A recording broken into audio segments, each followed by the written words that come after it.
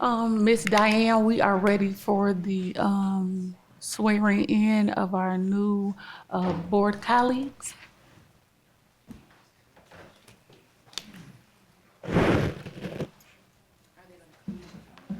Yep. Well, if you all would like to come out in the front, that would be awesome. Go. I'm just waiting for you. After you. Yes. I need to bring my, so I don't miss the forms.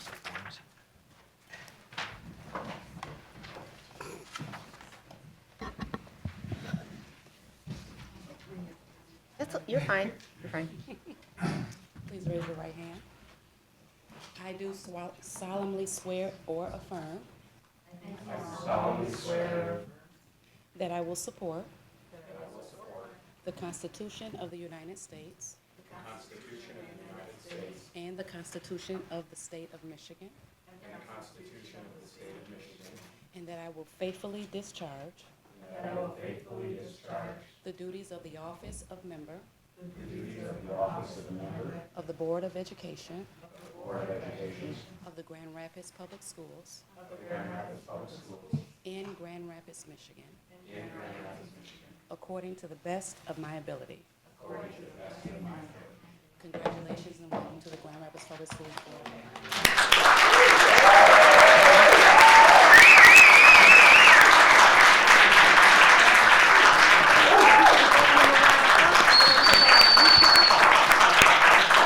Congratulations, y'all.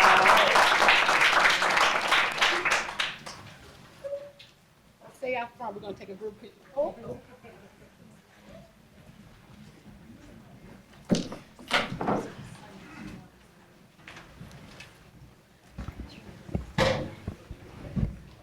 Gotta go forward, back. Don't go wide enough.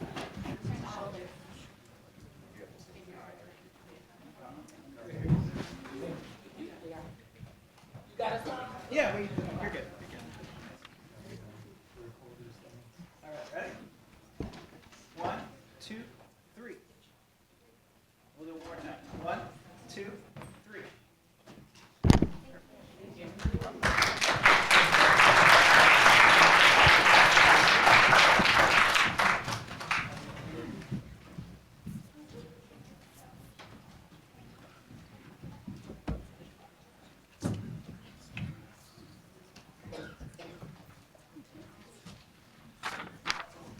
Thank you. Well, we're going to call this meeting to order for the Grand Rapids Public School Annual Organization Meeting for Monday, January 13th, 2025.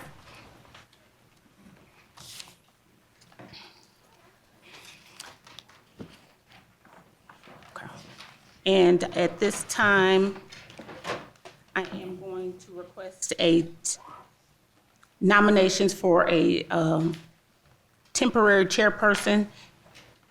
So is there, members, please provide a nomination nope, that's not it. Julie? We're just doing the temporary appointment, correct? Correct. All righty, so, is there a moment for a temporary appointment for myself to preside over this meeting to get us started? Is there a nomination and support? I move that Kim Williams serves as the temporary president. Support.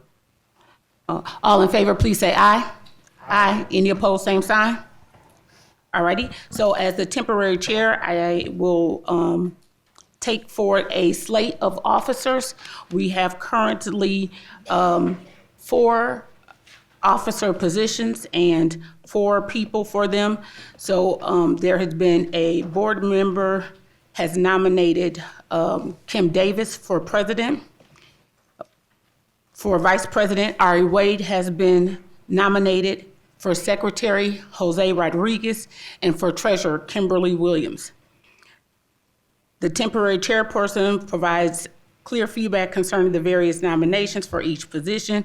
There may be 1 nomination for each, and that has been established. So I would ask, is there a motion, we're going right into that. I want to be clear, we're doing that before the roll call for this meeting and before the approval of this agenda? Say that again? Okay, all righty. So I will start this by doing a roll call for this meeting. I'll start with Mr. Davis. Present. Ms. Davis. Here. Ms. Kilpatrick. Present. Ms. Moreno. Can we do mix with an X, not with an S? Say that again, I'm sorry. Mix Moreno? Mix Moreno. Present. Ms. Melton. Present. Mr. Rodriguez. Here. Ms. Wade. Present. President Williams, present. Mr. Williamson. Present. All right, we have our approval for the roll call of everyone present. Now I need approval of our agenda. Is there a motion for approval of our agenda? I move. Support. All in favor, please say aye. Aye. Any opposed, same sign? Wonderful.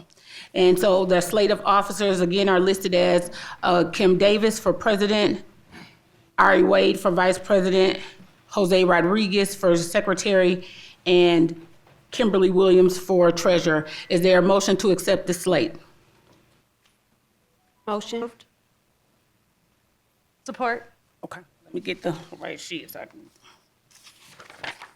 Kim Davis is support. I got too many Davis.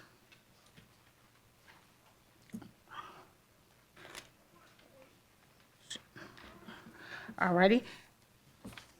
Mr. Davis? Yay, we're taking a yay or nay vote on the election of the officers. Yay. Kilpatrick? Nay. Moreno? Nay. Ms. Milton? Yes. Rodriguez? No. Wade? Williams? Yes. Williamson? Yes. Davis? Yes. All right, it has been motioned and approved for us to accept this slate of officers. And at this time, I will turn this meeting over to President Davis. Take your name, Tex. All right, this is yours, this is yours. I think some of these, and this is yours. This is mine. And then Ms. Davis. These are all the student ones. Since coming. We were gonna just do first name, last name. There's some phonetics that I'm not aware Okay.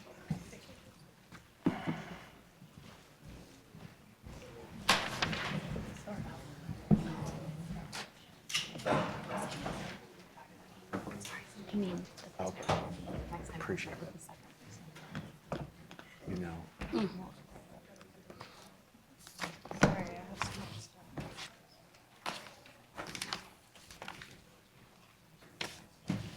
gonna start with Z. Sorry about the short delay. I seem to have a plethora of things.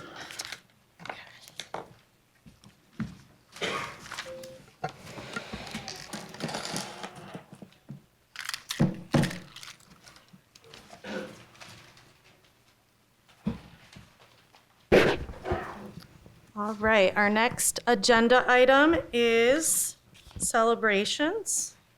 Dr. Roby? sure.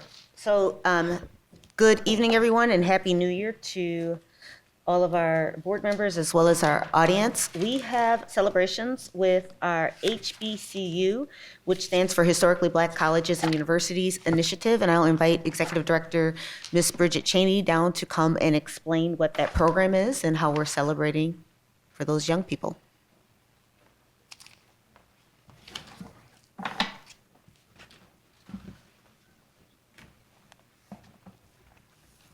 Welcome, and thanks for being here this evening. Congratulations, board members. new and new officers. So, that's okay. President Davis, Superintendent Dr. Roby, and distinguished board members, thanks for having us up here. We are so excited, could not be more excited to talk about the HBCU initiative that was launched here in full-fledged last year, piloted just a tiny bit the year before. We have a great video to show you, and then Ms. Hill Hall, Ms. Aaliyah Armstrong, here to talk about the initiative and some of the things that have taken place, but exciting things. So as we go here, please join with us in this video.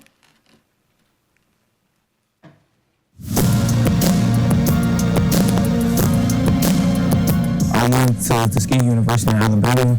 At Spelman, my experience was just amazing. I got to interact with different Black girls that were the same age as me, all from around the world. When we went to Central State, it was actually a good experience. Not only were we learning about Spelman, but we were also learning about other colleges. The HBCU initiative is a district-wide plan to expose scholars to historically Black colleges and universities. They have a rich history of not only providing a rigorous education, but also providing additional supports around social emotional learning, identity, and creating an additional sense of belonging. On campus, we did different scholarship programs. We did different team bonding activities. Good and bad reactions. Oh, this is very small. Oh, I didn't expect it to be so small. This is rich in history and culture. I love this. It was just different to see a lot of Black people come together like that. It was just an amazing thing, and it was a real eye-opener. We practiced writing essays for getting into college, and then we also wrote resumes, and we talked to different people who were a part of admissions. We've attended 3 different expos. Scholars have had an opportunity to engage with representatives from HBCUs, get information about the colleges, actually apply for scholarships. How much is it? 10,000. What you got to do? Just apply.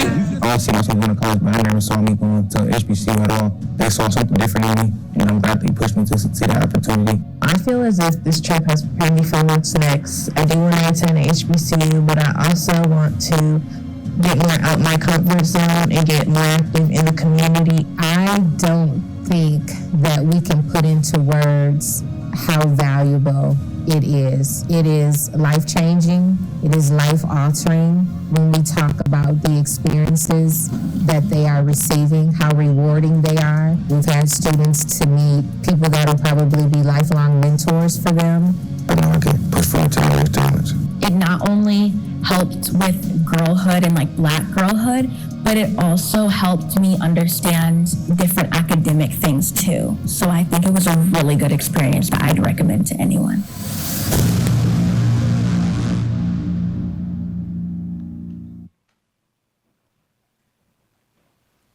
Thanks for watching, sharing with us, and Principal Kenyatta Hill Hall from UPrep and School Renewal Specialist with Promise Neighborhood, Aaliyah Armstrong, will talk a little bit about their experience. I would be remiss if I did not say Mrs. Sherry Ross also is extremely involved and a huge proponent of this and does great work. Could not be with us tonight. Good evening, everyone.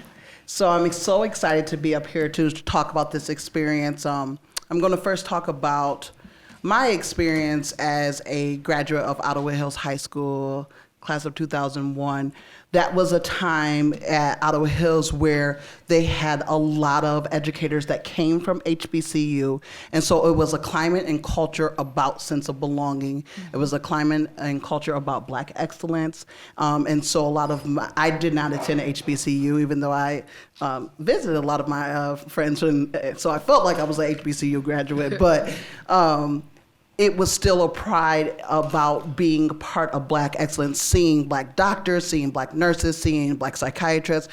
And so for a time, we have not been able to provide that opportunity for scholars here in our district. And so this initiative to restart and engage with our HBCU partners has been phenomenal. First, for our scholars, because they have the opportunity to see post-secondary in other ways beyond just the colleges in the state of Michigan, but to see a community of scholars that look like them, and to see professors, and to, when we talk about a sense of belonging and those communities, that's what HBCU provides. And so we've been able to provide that, but also an opportunity for our scholars to step outside of Michigan. For our scholars, it was also the skill set of, what does it mean to pack? What does it mean to leave my family? What does it mean that I'm crying and texting at night to my principal and my Miss Armstrong and everyone, and we're saying, hey, you got this, you know, but the memories, the everlasting memories, whether they choose to go that pathway or not, is memories that we have created and pathways that we have created. Also, even for the caregivers, because for a lot of them, it's also their first time that they're sending their babies out, but they've not had that experience. So they're bringing that richness back to their home and sharing it at schools. And so we've had that opportunity. I've had the opportunity as a principal to be a part of that for the families. And there's a lot of things you want to bring, but those are memories that they will forever have. And so it's nice to be at a basketball game and a family. I just went on Saturday and they said, hey, when's the next one? Can my child get in there? You know, you want things like that. You want people to see you in the community and know that we are providing that pathway. I'd like to thank Grand Rapids Public Schools for pouring into our children in such a way. It definitely is, as we heard in the video, a life-changing experience for these students. Shortly after COVID, we saw a decline in college enrollment and college retention for a lot of Black and brown students as it relates to enrollment, but we saw an increase at HBCU. So whatever we can do to have students enrolling in colleges and especially graduating from colleges is something that we really want to enforce and do our part and do our due diligence. So we're really excited about this initiative. And since it is a moment of celebration, a couple of informational stats we want to bring to you. And for the fall 24 trip to Central State University, we had 11 students accepted and 9 scholarships awarded, totaling $36,000 for fall 24 HBCU Expo in Detroit. We had 5 students accepted on the spot and 5 scholarships totaling $60,000. And for the spring 24 HBCU Expo that took place in Chicago, we have 5 scholarships granted totaling $87,500. So again, we thank you for the partnership and thank you for walking alongside us as we expose our students to these wonderful opportunities, and we look forward to moving forward with such. Our spring trip takes place over spring break, and we are looking at Georgia and Tennessee. And as Ms. Hill-Haw stated, now that the video is out there and all of the exposure, we have parents and students wondering and waiting and making sure that they are in that number. You know, it's being incentivized and they're making sure that they are meeting the criteria and doing exactly what they need to do. And that's what you need to do on a college campus to graduate. So we're excited about that. So again, we thank you. Thank you all for listening to us and indulging us. And we're going to keep moving forward and making positive impacts. Thank you. Thank you so much for all the work that you've been doing with our students. Yeah. I just wanted to know, what is the criteria for children to be able to attend? We'll have I'm sorry, do you want me to take this one? Okay.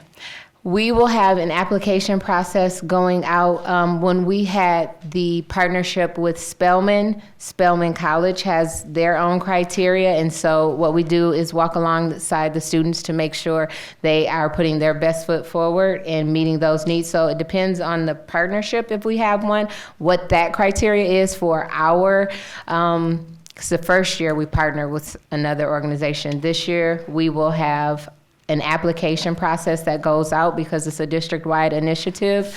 Because funding, we have taken approximately 40 students. If we could take everyone, we absolutely would, but we have a cap of like 40 students that we take. So it'll be an application process. This will be the first year that we'll be asking that you have a letter of recommendation from your student, and it aligns with what it looks like to be on a college campus. You know, you have to have certain grades to get into certain colleges. So if that makes sense, that's what it's looking like. It's a good question. Does that answer your question? Yep, they have to be GRPS students. Yes, and thank you for that. We actually got applications from Georgia, Alaska, Hawaii, and everywhere, even though it says GRPS on there. I did see it on Facebook, and a lot of people are like, is this only for GRPS? Yes, it is. Thank you for And that. that's okay. Yes, you can eliminate those emails from our email boxes. Thank you, ladies. Thank you. Thank you. Thanks for your leadership.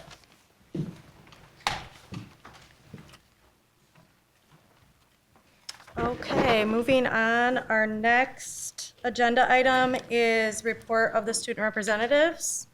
So, Rima, you have a report? Yeah. So at Union High School, we are hosting a Red Hawk Expo on January 24th, 2025. This is meant to showcase talent, entrepreneurship, any skills that young adults have around the school. Things like small businesses, arts, culinary arts, tech, enthusiastic, and more. And it's just a way for students to get their name out there. And if they have anything that they need promotion for, they can show it off and try to promote it. We are also hosting a blood drive on February 19th, run by NHS, and appointments are available from 7:30 a.m. to 1:30 p.m. And then we had our Superintendent Advisory Council meeting on January 8th. And at the meeting, we had T2 Studios, Mayor's Youth Council, and Grow 100 come in and talk about FAFSA scholarships, future plans for seniors and juniors, and ways we can connect with the community by talking and working with our mayor. That's pretty much it. Thank you. And Alethea, do you have a report? I'm just supposed to talk about, I think it was about a month ago, all the student representatives went to, sorry, I'm having brain fog right now. We all went to Mel Trotter to help out, and that was a great experience. But I have a pamphlet here showing all the opportunities that GRPS can use to assist with the homeless crisis. Using McKinley Binto. Sorry if I'm pronouncing that wrong. But if you need any help, reach out. There's tons of support systems that you can go to, and they offer a lot more than you could even expect. Thank you. Okay, our next agenda item is public comment, our first public comment opportunity. This is for board agenda items only.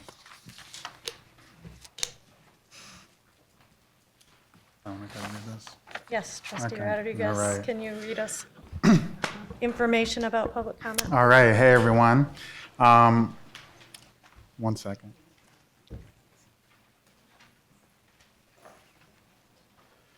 All right, so if there are any individuals present who wish to address the board, please fill out a public comment card located at either entrance of the board chambers.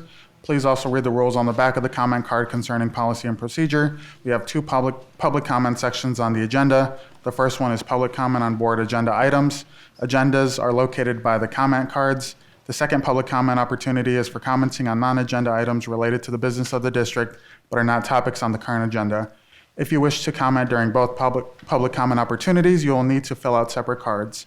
Individuals must completely fill out the front of the card and indicate the specific business on which they wish to comment. Please submit the completed card in the bin on the table at either entryway of the board chambers. Our board assistant will collect the card submitted. We ask that speakers refrain from making abusive statements against board members, employees, volunteers, or contractors.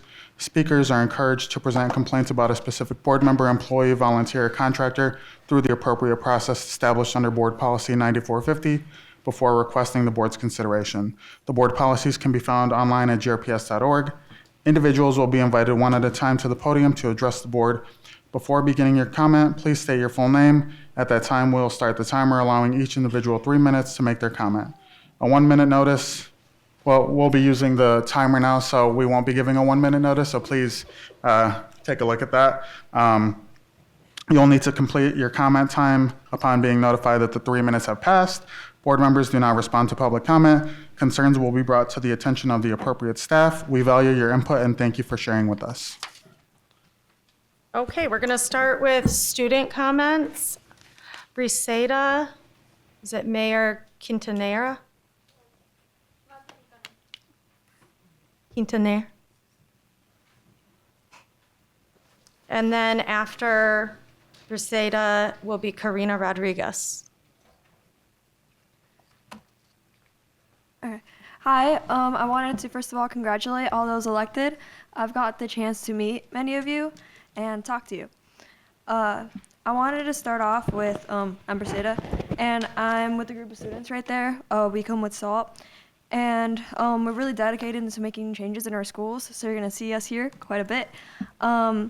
I also am a senior, and I'm attending college next year, so many of the cool things that y'all are going to do, I won't get to experience because I'm going to be gone. But I do want to leave kind of a little wish list for the future generations that are going to attend GRPS. One of those things being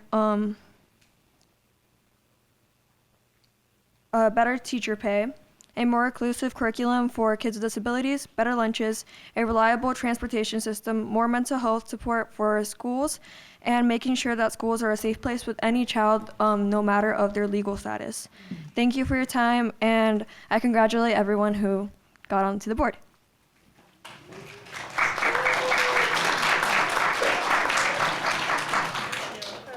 Karina Rodriguez and Abigail Valdivia is up next.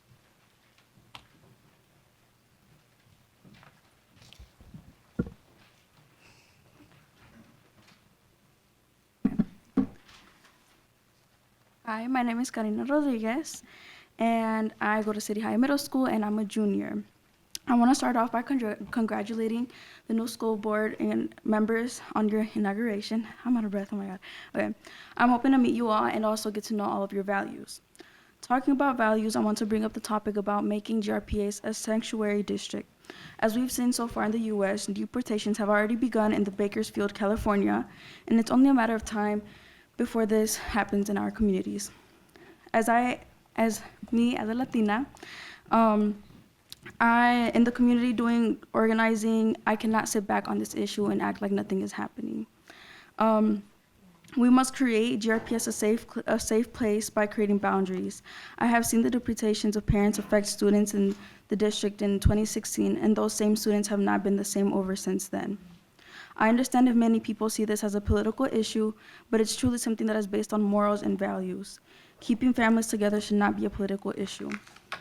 My last few words are for you to remember the golden rule I've learned in the district. Treat others how you want to be treated. Treat these families and students as if they were your own family. I believe in our district's ability to support making GRPS a sanctuary school and extend my support to do this. Thank you.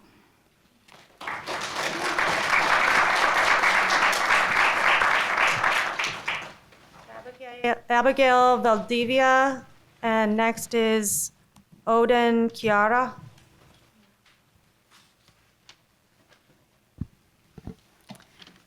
Good evening, everyone. My name is Abby, and I'm a Grand Rapids Public School student.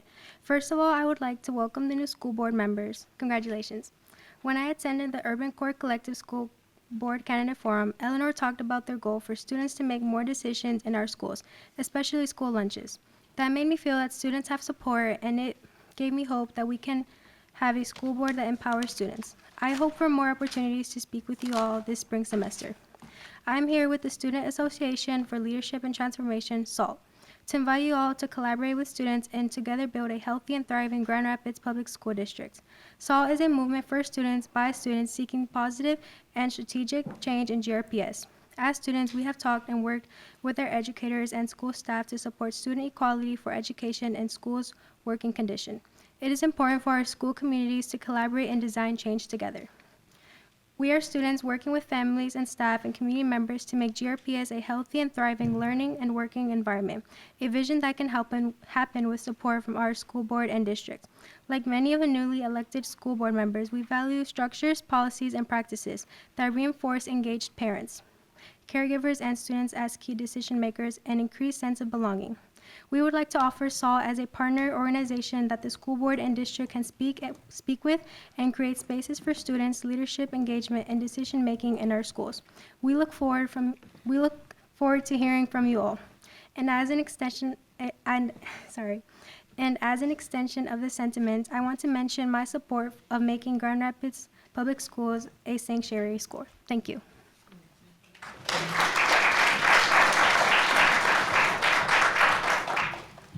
After Odin will be Maya Lobo. Good evening, everyone. My name is Odin. I'm a Grand Rapids Public School student. First, I would like to welcome all the new board members. I've briefly spoken with the board members before. Recently, I got the opportunity to chat with Richard at the mayor's inauguration, and I really liked how he talked to me about his support for student voice and decision-making in our schools. And I hope to be able to speak with you all personally during the rest of the spring semester. I'm here today with the Student Association for Leadership and Transformation, SALT, to invite you all to collaborate with students and build a healthy and thriving Grand Rapids Public Schools district. SALT is a movement for students, by students, supporting student voice and leadership in our schools and communities. We are students working to make GRPS a better learning and living environment. We started out as students in GRPS who took our conversations on school lunches and created a vision on how it could be improved. Together, students across the district share their lunch stories and strategies for nutritious, appetizing lunches. We are students working with families, staff, and community members to make GRPS a better learning and working environment, a vision that requires support from our school board and district. Like many of the newly elected school board members, we prioritize structure, policies, and practices that really engage parents, caregivers, and students as key decision makers. We would like to offer SALT as a partner organization that the school board and district can speak with and create spaces for students' leadership and engagement and decision making in our schools. And as an extension of this sentiment, I want to mention my support for making Grand Rapids Public Schools a sanctuary school. We look forward to hearing from you all. Thank you.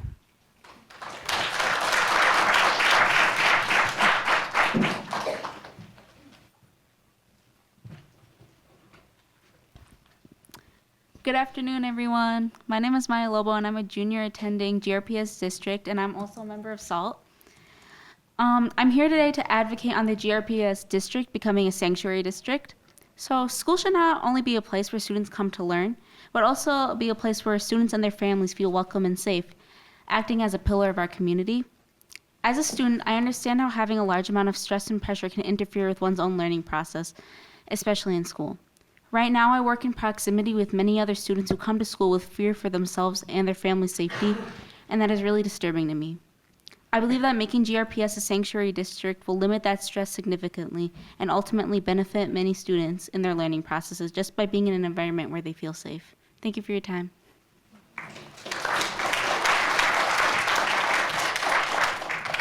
Are there any other students that put in a card that might have forgotten to mark student?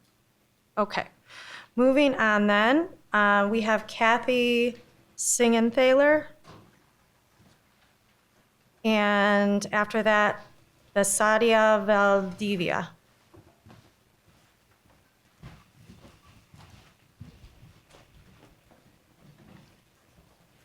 I'm Kathy Siegenthaler, a social worker through Arbor Circle and KSSN at Burton Elementary.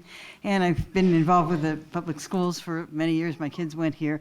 But I'm just applauding all the students that just spoke and how important it is for the schools to feel safe for the students, the parents, the staff, and everyone. And right now it is a community it's of fear. So every time people can speak out like they did, like you all did, and if the district really needs to have strong statements to the community so that people can feel safe, and of course, ask the community that's the most affected what we need to do, because it's really hard to imagine actually how we can create that place. And I welcome all the new board members who are going to be working together on this together with the community.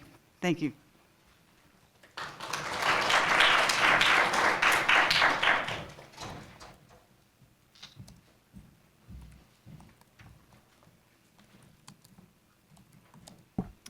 Good evening, everyone. My name is Batsaida, and I am a youth advocate, a GRPS alum, and active community members.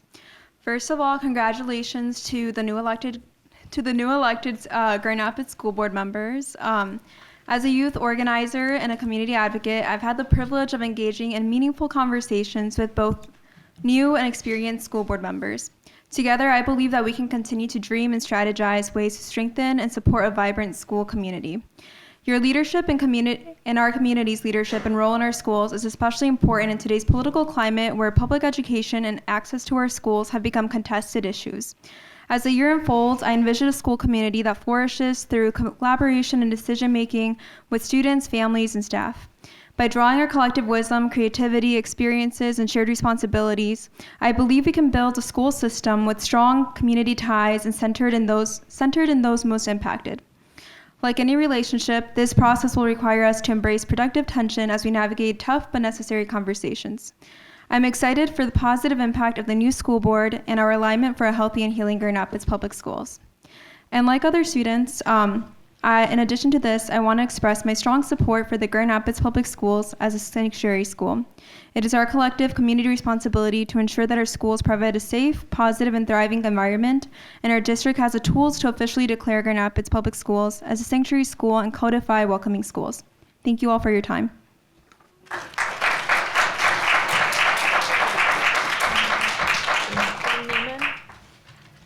Following Jane will be Lucas Leverett.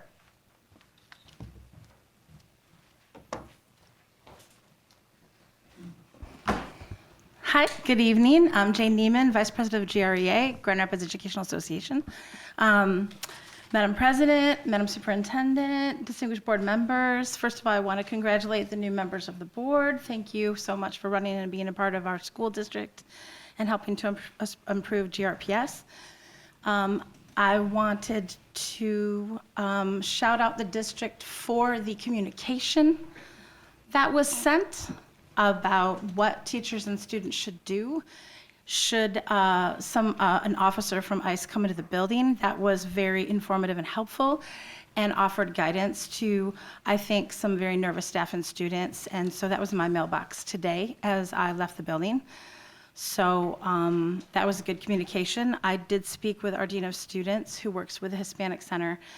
And I would like to state that a lot of the teachers are in support of making the district a safe haven district.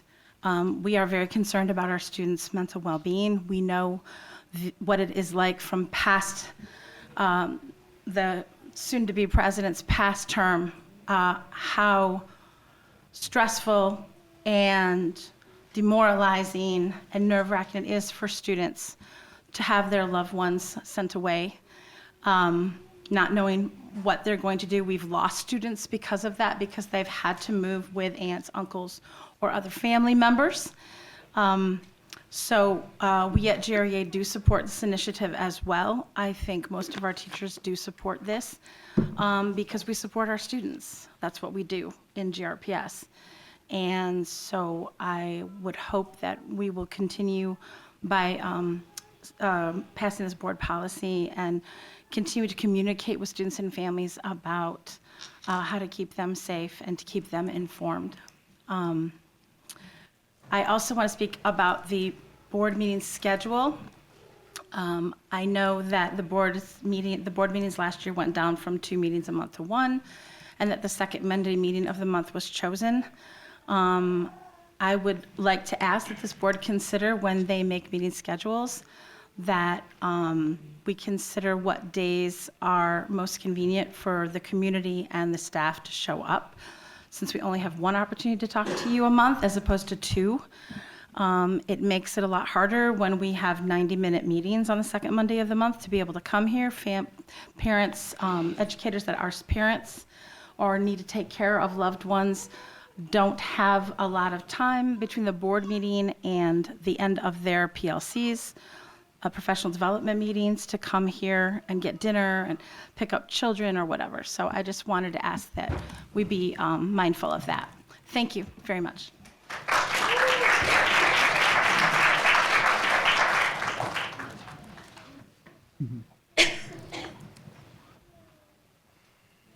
After Lucas will be Bo Torres. Good evening. Lucas Leverett, City High parent, volunteer, community member, taxpayer, and voter who will still be here when my kid graduates in May.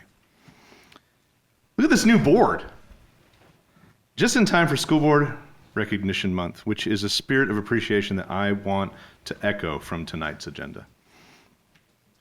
I'm so glad to finally be able to approach this board with a new optimistic sense and gladness to see such a lineup of leaders who represent and will listen to the true will of the people. The diversity and talent we're looking at in this new majority is so encouraging. And I'm looking forward to giving you all the chance to show your sharp contrast to recent years. As you've likely noticed, I left a gift for each of you on your tables.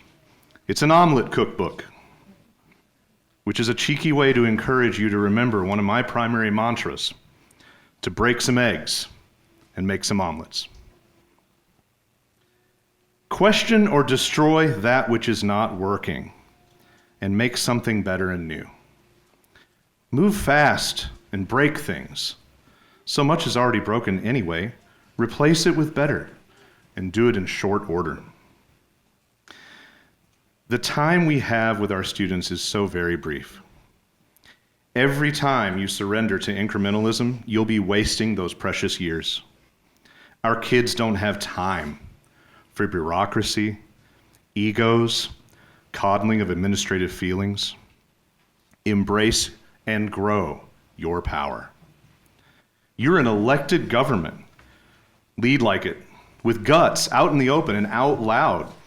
Some of you even started that tonight with actual public dissent, something so often squashed in Grand Rapids' polluted politics. Kudos for that. Shed the oppression and opaque tones of the past. Embrace the fullest transparency in communication. Remove constitutionally illegal language and habits from policies and practices. Refuse to renew the contracts of dangerous or problematic leadership. You are the key to a brighter future for GRPS, and I'm so excited to see it. I look forward to working with you to turn a corner from the darkness into the light, and I join the recognition of this board this month with great hope. Thank you all, and congratulations.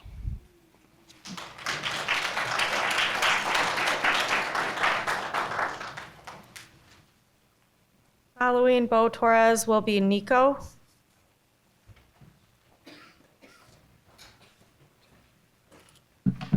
Buenas noches todos. Adnoris Torres. Felicidades a los nuevos electados.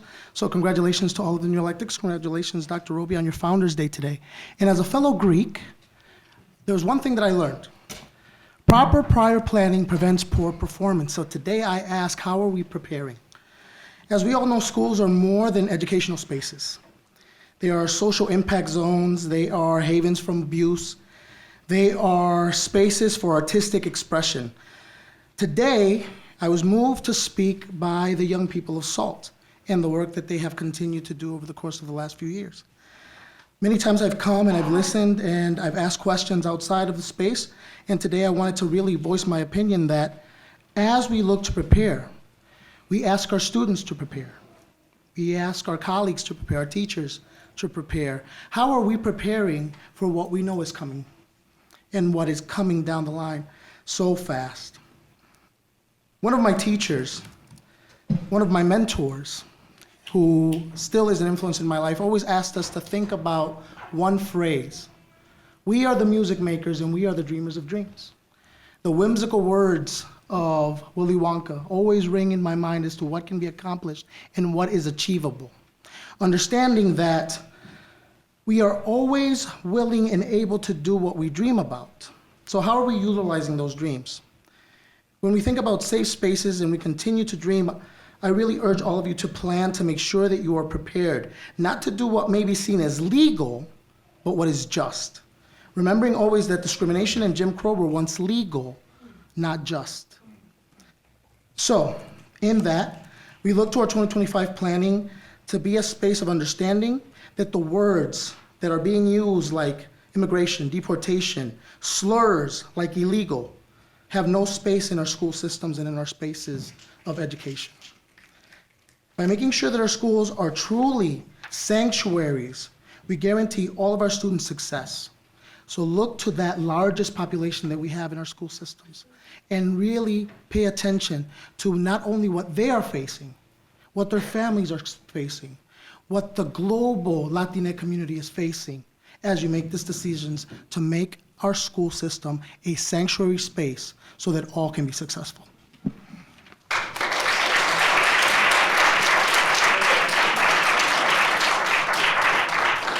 Nico then following Nico will be Jesse Edmond Hill.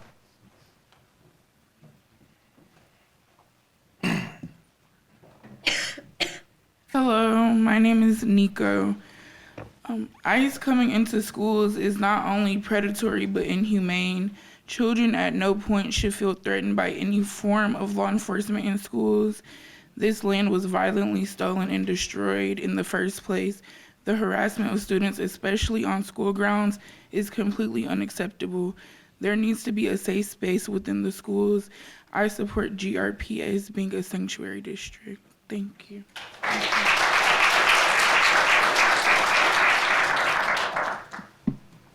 And Kara Shower, you will be next. Hello, my name is Jessie Emden Hill. I have two children at C.A. Frost Elementary, and we're a proud public school family. I'm excited about the swearing in of the new board members today, and it makes me hopeful for the future. I have no doubt here that everyone has great intentions, but it's time to put them into action. And my hope is that the district can improve relationships with families, with students, and our staff. Starting with families, I'm a mom, and that's what I am.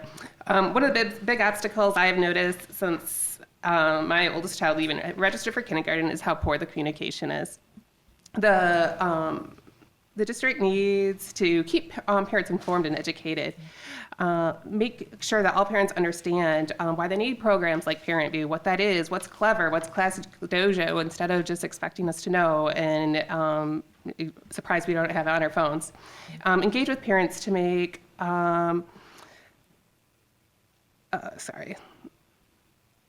engage with parents to improve report cards to make sure that it's information that parents actually need and want on them. Recently, our school had what was formerly called a code red, and it caused a lot of confusion and frustration amongst parents. And I think a lot of this frustration could have been avoided if families understood why we have these drills in the first place and how they are conducted. Maybe make sure preemptively that families know what would happen in a real event, how we would be contacted. In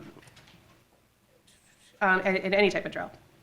I think that there are many families that want to be partner, but it is hard without proper information. Moving on to our students, these are, of course, the why we even have schools.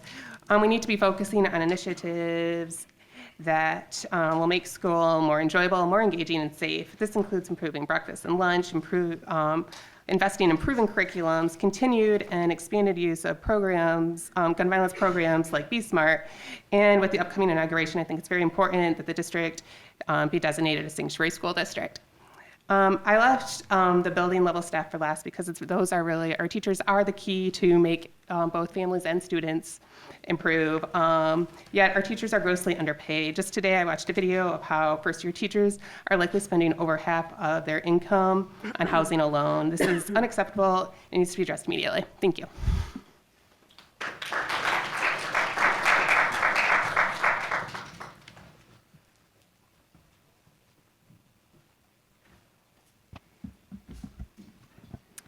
Good evening, I'm Kara Shower. I'm a parent of a scholar at Ridgemore Park Montessori, and as we step into this new year with you all as our new board, I want to thank you for committing to make this school district better. As a parent here for 6 years, it's been a bit of a roller coaster ride. My hope is that things will only improve for our district because of you. I know that's not realistic, but we're gonna do the best we can, right? A couple quick and practical ways for immediate improvement that I'd love to see include having these meetings live streamed again. As well as for you all to find creative ways to make this public comment process more welcoming. My hope is that would also include you, the board, giving meaningful responses to commenters, not necessarily in the moment, but something more than the generic email we get when we send requests, concerns, etc., and we're told it will be passed on to whoever's appropriate, and then that's the end of it. Every year that I've had my kids enrolled in GRPS, we've seen significant staff turnover in their small building. They only have 7 full-time teachers and 170 or so students when we're operating at max capacity. Off the top of my head, I can think of 7 teachers who've come and gone in the years we've been a part of this school. Those are just the ones I know. We've also had several instances of long-term substitutes coming and going during those transitions. We're currently fully staffed for the first time I can remember, both with support staff and teachers. Honestly, feels miraculous. The change in our scholars is so encouraging. I tutor students in math each week, and some of them I've been working with for 3 years now. For several of them, this is the first year that they've had a full-time in-person credentialed teacher since before COVID, which was when they were in kindergarten. They're now in 5th grade. One of them in particular has had at least 8 separate teachers in the last 5 years. The growth I've witnessed in these kids just in one semester of consistency brings me so much joy. Don't get me wrong, most of them are still really far behind in terms of academic achievements. For the first time this year, though, they are regularly learning and they're making gains both socially, emotionally, and academically. And we need you as the board to prioritize this situation for all of our buildings. We need to have complete staff. We need you to push this district to find ways to compensate teachers competitively.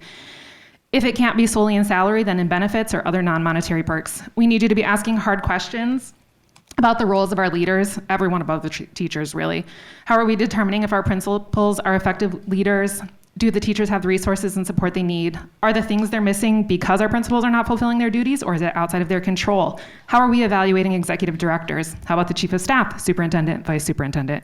How often are the voices of families and teachers being considered in those evaluation metrics? I promise you we have plenty to say if someone only wants to take the time to ask. This fall, I learned that the only panorama survey results considered when setting goals for our building this past year were the ones taken by the students. I am really, really glad that our kids' voices were heard and considered. However, our teachers' and families' voices are just as valuable and also need to be given influence.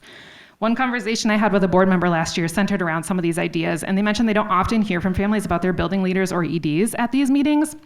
Please ask us about them outside of this context. Most of us don't have the freedom to risk upsetting our leaders so publicly in a district known for retaliative practices. We would rather just leave the district than open that can of worms, honestly. All that is to say, please fulfill your promise to solicit our feedback and create spaces for hearing from the families and the staff in this district.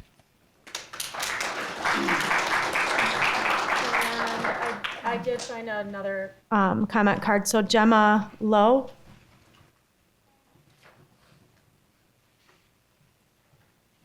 Hema Lowe.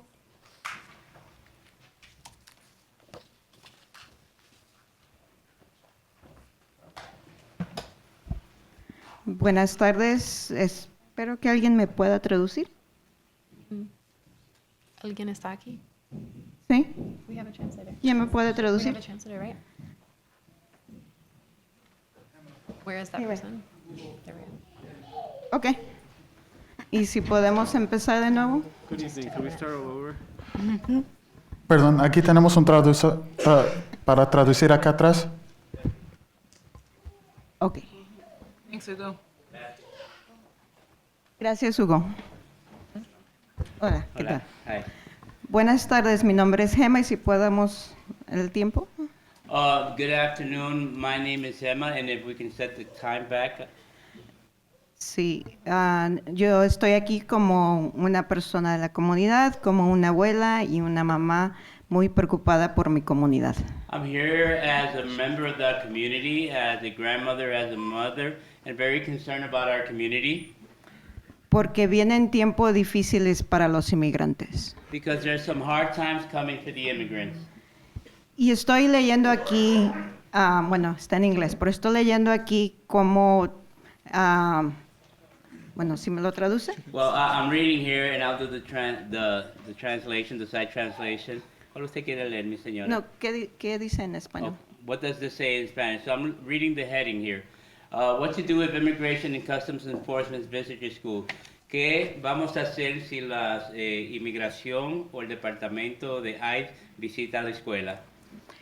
Sí, entonces ahí hay un pequeño problema o muy grande problema, It's a small problem, maybe a bigger problem, porque está diciendo que, la migra puede visitar las escuelas. because it says that the ICE department can come and visit our schools, Y eso no es seguro.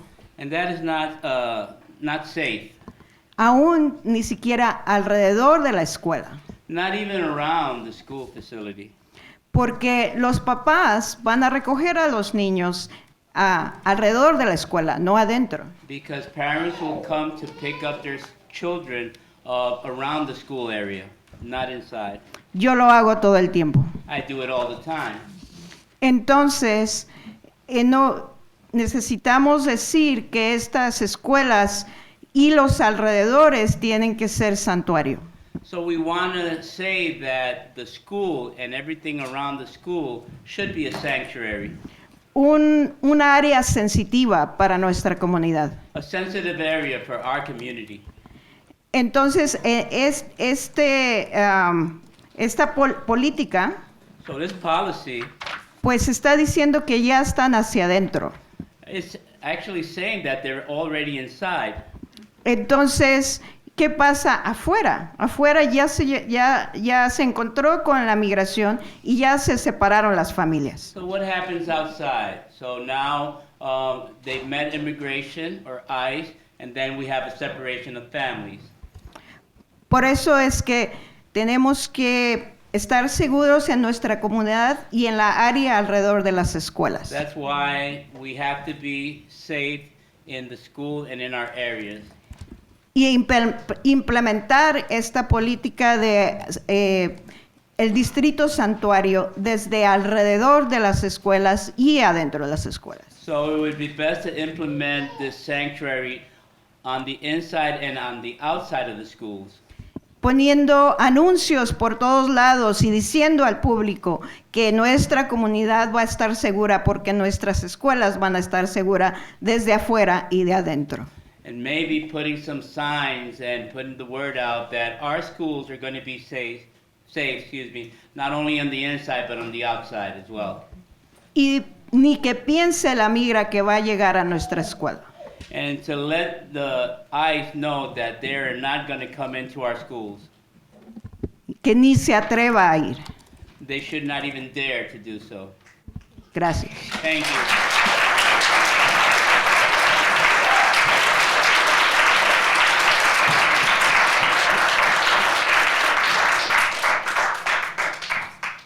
All right, next up on our agenda is the GRPS Foundation report. Inviting Ms. Stephanie Andrews, our CEO, and president of the GRPS Foundation, as well as Ms. Bridget Cheney down. All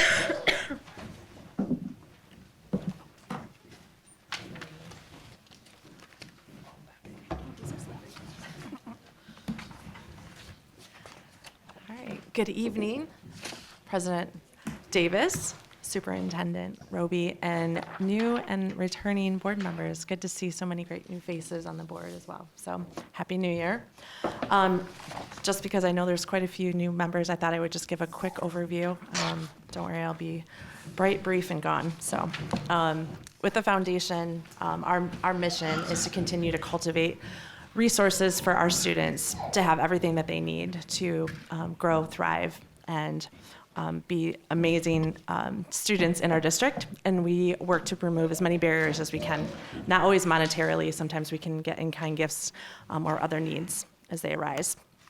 So just wanted to kind of share some highlights from the last 2024 that we just kind of finished up, and as we go, we're still obviously going over 2 schools' timeframes, but wanted to share some of the things that we did. Last year, we launched the Teacher Innovation Fund because our goal is not only to help support students, but also how do we uplift teachers and principals where we can. And so we started a mini grant program where we were able to give grants to 35 teachers of over $13,000. And this year, we're hoping to double that, which we've already given away more than that in our first round of grants for 2020, for the fall of 2024. We also supported 22 principals with over $36,000 from the Teresa Weatherall Neal Principal Fund. And we continue to do that and grow that money so that we can continue to support principals going forward. Just recently, I know quite a few of you are at Turkey Trot, and we were able to raise over $100,000 for sports through our sponsorships, and another $100,000 through registrations, and had the largest turnout of over 6,000 people in Grand Rapids. So thank you. One thing that we are looking to do is to get more community members, donors, and alumni involved in volunteer opportunities outside. So doing playground cleanups, and so we launched our first one this fall, and we hope to do 3 to 4 other playground cleanups. It's just a really great way to get community members involved, donors, and alumni to kind of give back to the schools. We also granted to GRPS last year over $400,000 for sports for middle and elementary school. We helped support the teacher and the school's appreciation, school staff support appreciation for over 44 schools. And we gave over 100 pieces of warm clothing to many schools throughout the district last year, as well as homecoming and prom dresses. And finally, partnerships is a key piece of the work that we do. We had a new partnership with LaFontaine Galleries for an art fundraiser that raised over $20,000 for arts. Worked with Village 99 to make sure our girls basketball team and boys basketball team have brand new shoes to start their season, as well as a refrigerator to hold after school snacks. And we also worked with Shipt to be able to give away $20,000 in teacher supplies this year. So that's just a little bit of what we did in 2024. And we are excited to kick off the beginning of 2025, wrapping up our year-end appeal to raise almost $70,000. We were just awarded a grant from the Cook Foundation for $25,000 to be able to give away to teachers and principals in the Burton Heights and Cesar Chavez neighborhood schools. And I already talked about Turkey Trot. And our connections and what we're focused on for 2025 is a campaign 25 and 2025 to get alumni and donors to come alongside us and raise even more money than we have in the past. So quick but brief overview of what we're doing. And exciting. Yes, lots of good stuff. Girl, I am so proud of the work y'all do. And that is not a little bit of anything. So kudos to you for thinking that's just a little bit. I'm surprised. I can't wait to see the big bit of what y'all do this year. I'm extremely happy to hear about the athletes and how you guys are thinking about taking care of them after school.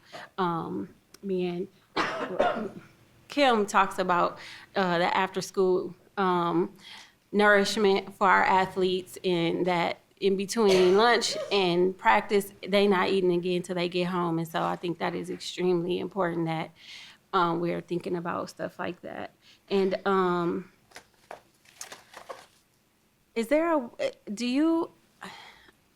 I really want to see that on paper, all those things you just talked about. Is there a way that, do you guys put it online or a report or something? I want to see it so I can brag about it. No, that's great. Thank you. I appreciate that. Actually, we just did that wrap-up report is going to be presented to our board tomorrow. And then we'll be putting it out in our newsletter and highlighting in lots of other ways. So wonderful. You get a Thank sneak you. peek. Appreciate it. Any other questions or comments? Hi. Am I on? I am. Great. So I have a question, and it's more maybe because of my newness and some naivete, so forgive me. But first of all, thank you, and yes, very impressive report. Hearing you speak to the purpose of the foundation to help students thrive and offering support, I'm curious around earmarked funds or pockets of money that might be used in ways of mental health support, trauma-informed supports, and then especially hearing so many voices tonight, what you may be doing preparatively to support families who may need support with our incoming administration. Yeah, I appreciate that. That's great. So how the foundation has kind of set up is we really fund things that other people in the community aren't funding. So we really try to say, where can we dig in when there's other key partners at the table for spaces and places like mental health and those kinds of things.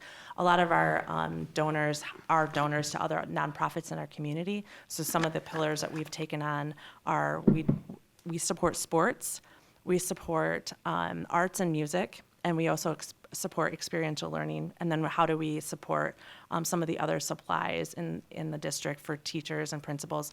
And when we look, we have a grants committee, and when we look at that, we look to see where are there other resources, if we can be a connector to say, oh, we know of some funds that are available, but they wouldn't go through us. They could go and get that through the Mental Health Foundation or someone else. So we're just more of the connector piece, unless it's something that no one else is funding. I don't know, Bridget, if you want to add to that. I was just going to talk about your board as well, because you do have a governing board. Yeah. So we have our own board of directors that decides annually where and we work really closely with GRPS. What are the needs? Where do we meet? And we've been funding those similar pillars for quite a few years. But we always do look at some other pieces that might help, especially in the classroom. We might get a teacher request to ask for something that's maybe above and beyond outside of something. But we try to stay away from if someone else in the community is already focused on that and partnering with that. I will say some of the teacher requests also are things that help mental health for the children in their classrooms as well. I've seen some of the scholarships help fund some of the things that cognitive learning tools and things for some of the students. And sometimes we'll get requests, and then we'll connect with that organization or nonprofit or other community partner and make sure that those resources are made so we can make our dollars go as far as possible. Yeah, you're welcome. Good question. All right. Well, thank you so much for all of your partnership through the years and especially all the successes of this last year. Thank you. All right, moving on, we have the superintendent's report. So good evening, everyone, again. And I am going to begin that it is School Board Appreciation and Recognition Month. What you have in front of your, on the dais is a coffee mug. I'm a little disappointed that I didn't get a casserole cookbook to go with the coffee mug. So coffee mug and tea. So this is a nice little coffee mug for all of our board colleagues to say thank you. I know that you have late nights and early mornings with things related to GRPS, and I would like to just read very quickly our school board Member Recognition and Appreciation Month for January 2025. This is a resolution. Whereas Governor Gretchen Whitmer has declared the observance of January 2025 as School Board Recognition Month in the state of Michigan, and whereas the Grand Rapids School Board of Education, our decision-making body of Grand Rapids Public Schools affecting the needs of the Grand Rapids community, and whereas Grand Rapids Public School Board members continually strive for equity, progress, innovation, and access to education with an understanding and commitment to change for growth as demonstrated by the approval of the Reimagined GRPS with Us plan through committee work, special board meetings, engagement opportunities, and numerous other thoughtful and intentional ways to be involved. And whereas the individual members who make up the body of the Grand Rapids School Board of Education come from unique and varied backgrounds with diverse experiences and knowledge, each individual board member demonstrates a passion for education and a desire to affect policy and government, academics, and finance to support the needs of public education for Grand Rapids Public Schools, scholars, and staff. Therefore, it be resolved that I, Dr. Ledrian Roby, Superintendent of Grand Rapids Public Schools, do hereby declare January 2025 as School Board Member Recognition and Appreciation Month in Grand Rapids Public Schools. I commend the members of Grand Rapids Board of Education for their dedicated service to scholars, parents, and staff of this community. I encourage the citizens of this community to join me in expressing a warm and heartfelt thank you to our board members for their public service. Be it further resolved that the scholar representatives to the board also be recognized with heartfelt gratitude for their time, appreciation, and service to the board in providing a wide variety of student issues in the district. They continue to impress all of us with their leadership, intelligence, and thoughtfulness. Be it resolved that this resolution be recorded in the proceedings of the board and a copy placed on file. Dr. Ledrian Roby, Superintendent, Grand Rapids Public Schools. And one last thing, if you have noticed, in 2025, we have newly name tags, and so we're excited about that. So again, let's give our board as well as our student representatives a round of applause.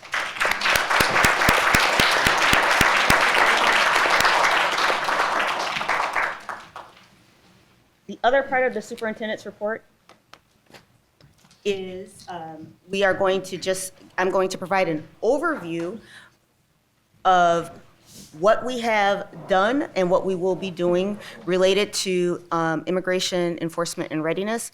Understanding that this is a very sensitive topic and timely topic, we want to make sure that our community, as well as our board and our scholars, have an overview of our protocols and expectations of how we address situations involving U.S. Immigration and Customs Enforcement, which is also known as ICE, on district school property, as well as sharing how the district is prioritizing, students' rights and safety of our scholars.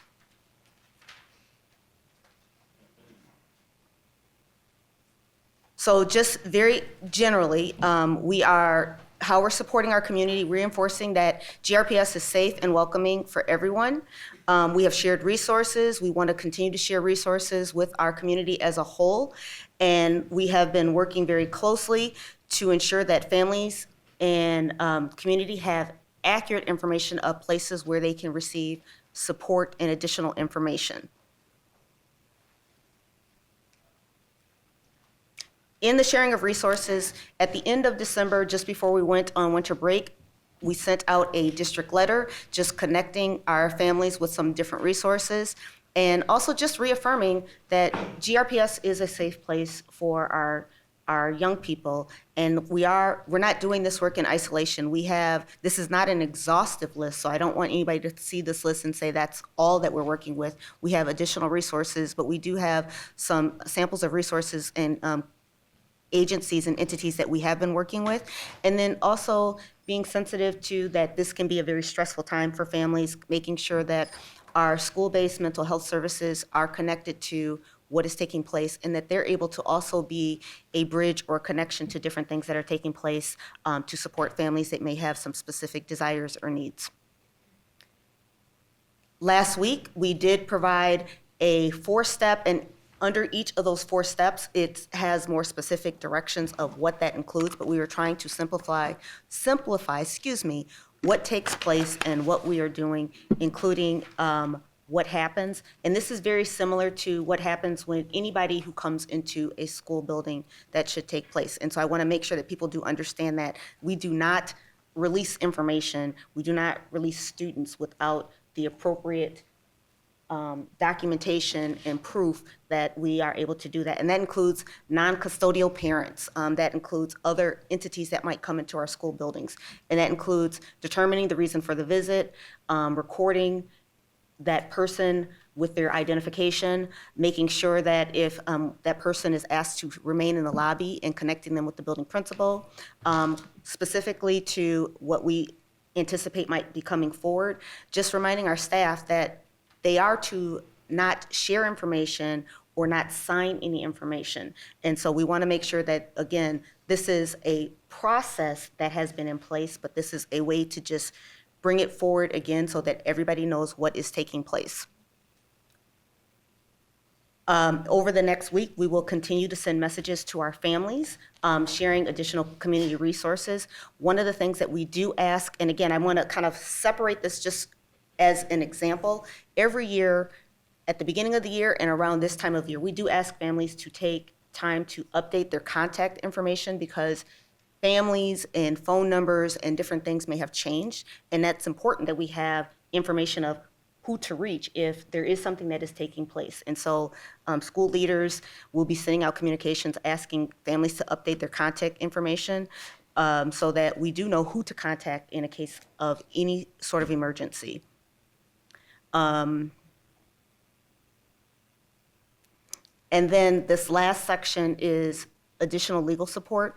We are, again, making sure that we are doing what we are supposed to do, and we are complying not only with legal counsel related to what we anticipate is going to take place, but to make sure that we can ensure that we are providing information with our families. It's important that you also are aware that we can't, under the law, and this is important, under FERPA, we can't release information. And I don't think people realize that. We can't just release information. There's protections under the law. FERPA, which stands for the Family, and I always forget it, Family Education Rights and Privacy Act. Yeah, Privacy Act, thank you. I know what it does versus what it means, the acronym.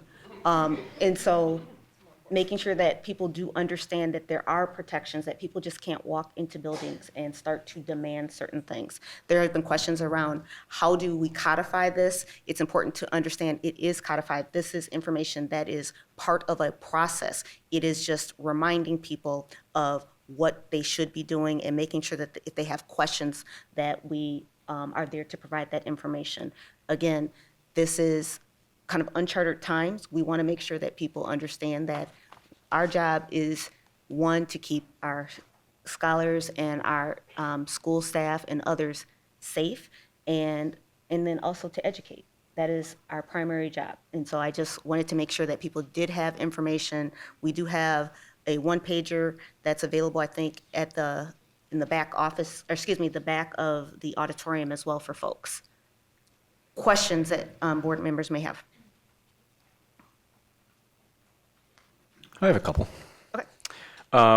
So, Dr. Roby, you mentioned that if an ICE agent or federal law enforcement comes to the school, they're stopped at the office. Could you just expand a little bit on if ICE agents would be allowed into our schools, and if they are, where they're stopped and what that process looks like? So schools, in most of our schools, when you come in, you have somebody who will greet you and ask state your business, and so they would have to identify themselves. And so, and again, where this is part of 2021 as well as a 2017 guidance from MDE, that you just cannot release information to people. Even if GRPD came in, they'd have to have a warrant of some sort that would allow for information to be released. You can't ask information about staff members who works there or who the parents are of Jane Doe, John Doe, whatever. And so school officials are non-reporters. They are not required to report undocumented members. That is the law. So I want to make sure that people understand that. We are not required to report any information. Does that help? Yeah, so I just want to, let me reiterate just to make sure I understand. So an ICE agent, they could get in, like they can't get into the school. They'd be stopped at the office before getting any further. Any visitors who come into the building are stopped at the main office to kind of state their purpose of why they're there. And that's why I wanted to make that distinction between an agent versus, say, a non-custodial parent or someone. Is like, if there was an issue, then there are protocols that the office staff will follow to contact the building principal, and if appropriate, to also contact safety and security related to that. So when people go into offices, they do wait in the main office, and if there's somebody that they're there and they have a legit reason for picking that child up or connecting with that child, then that child is brought to the office. They're not allowed to just go into the building. Okay. Okay. And I think I heard you say if an agent approached, so they wouldn't be let in, and I think I heard you say they'd need like a judicial warrant to get in. And so, and I'm going to walk a tightrope as I say this, because I don't know what will happen. So I'm not going to pretend like I know. That has not been the pattern before. Anybody who has come into buildings for a legit reason, they have shown the proper documentation, a warrant of some sort. You just can't walk into a building and say, I want to know who your folks are. That's not information that will be released. Okay.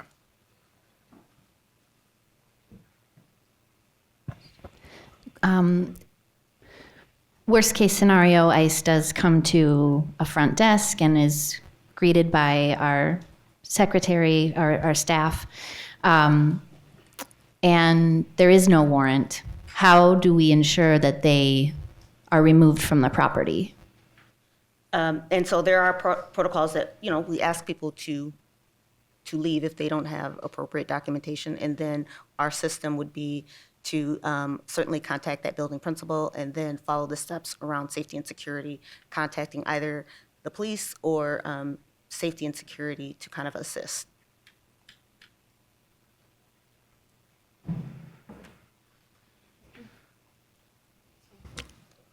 Oh, I was just gonna say, so I really do appreciate the work that GRPS has already done. Already kind of sending this information out to our general public, to our staff, to our families. Just thinking about, so there is a memorandum that was sent on October 27, 2021, titled Guidelines for Enforcement Actions in or Near Protected Areas. And so essentially, this piggybacks off of a 2011 memorandum where schools, hospitals, churches are safe or sensitive areas. Now they call them protected areas. And so, in this memorandum, it's not an exhaustive list, but it does list, exceptions of an ICE agent going into a school are a national security threat, an imminent risk of death, violence, or physical harm, a hot pursuit, a safe alternative location doesn't exist. And so I'm thinking, and this is just me thinking out loud, this memorandum, I guess, states that in any case, it shouldn't be that an ICE agent could be on the property or enter a building for GRPS property. So I guess that's just something that I'm thinking out loud. Not really a question, The but police, as an example, yeah. if a police officer was in hot pursuit Right. of someone, that would be a similar kind of Mhm. situation. And so people have to be able to perform the duties of an emergency. So I don't want to give that false kind of whatever, but to your point, it has to be a very specific reason. And so I would like to suggest for our board also, and I've suggested this to you individually, that we have a more broader discussion around this, because I think it Absolutely. is important that people are able to fully understand what it is and what it's not, and then also to play out some potential scenarios and as we are making decisions that are based around facts, and in that way we are better prepared. Absolutely. And to understand what we are able to do and what partnerships we can lean on Continue. for support. Yeah.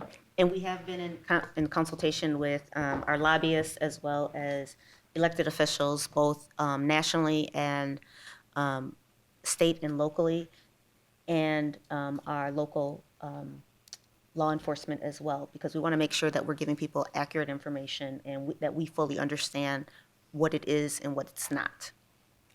With the caveat that I know that there is a lot of concern, rightfully so, as well as fear, and it's important that we are grounding our information in facts and that we have information that we can share appropriately. Other questions? So this will come back around at the work session at the end of the month, is what I'm understanding? Yes. Okay. Yes, ma'am. I just want to say thanks for the opportunity to talk about this a little more in depth and kind of level set everybody. One more question. You described a little bit of the communication that's going to be forthcoming. Is that going to be a continued thing with families, with resources, in case, the unimaginable happens, continuing to communicate directly with families and staff? Our goal is we want people to be informed and to balance it with making sure that we're not just like communicating something that's not new information, but to make sure that it's current and updated information. And I think it's also important to consider that as things change, that we provide updated information as those things might change. And just please forgive the reference, but similar to what we did during COVID, as things change, we tried to be really conscientious about sharing information as things may have changed. And so we are committed to providing updates as appropriate. Any other questions or comments? I do have one more. I'm so sorry. So that memorandum that I described, I think, and I don't know how many folks are aware, kind of just in the general public, maybe I spend too much time watching, the news, but Trump and the incoming administration have already kind of described wanting to repeal this policy that does protect these protected areas. And of course, that's, there's so much between just saying that and actually having it happen. So that's just something I want to be cognizant of as well as we move forward in this work. So.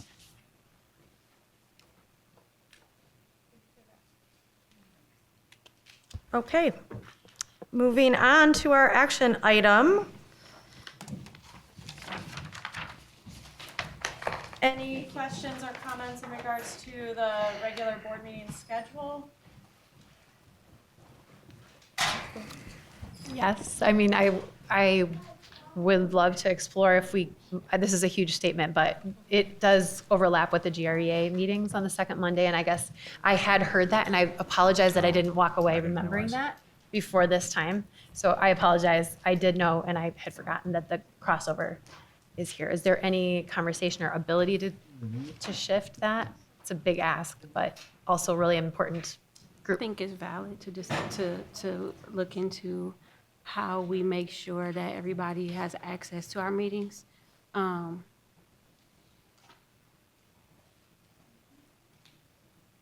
That's all I had to say about that. What are other thoughts? Well, I understand and I hope that we can make some things happen. I do want us to make sure that we have to accommodate the schedule of the 9 of us as well.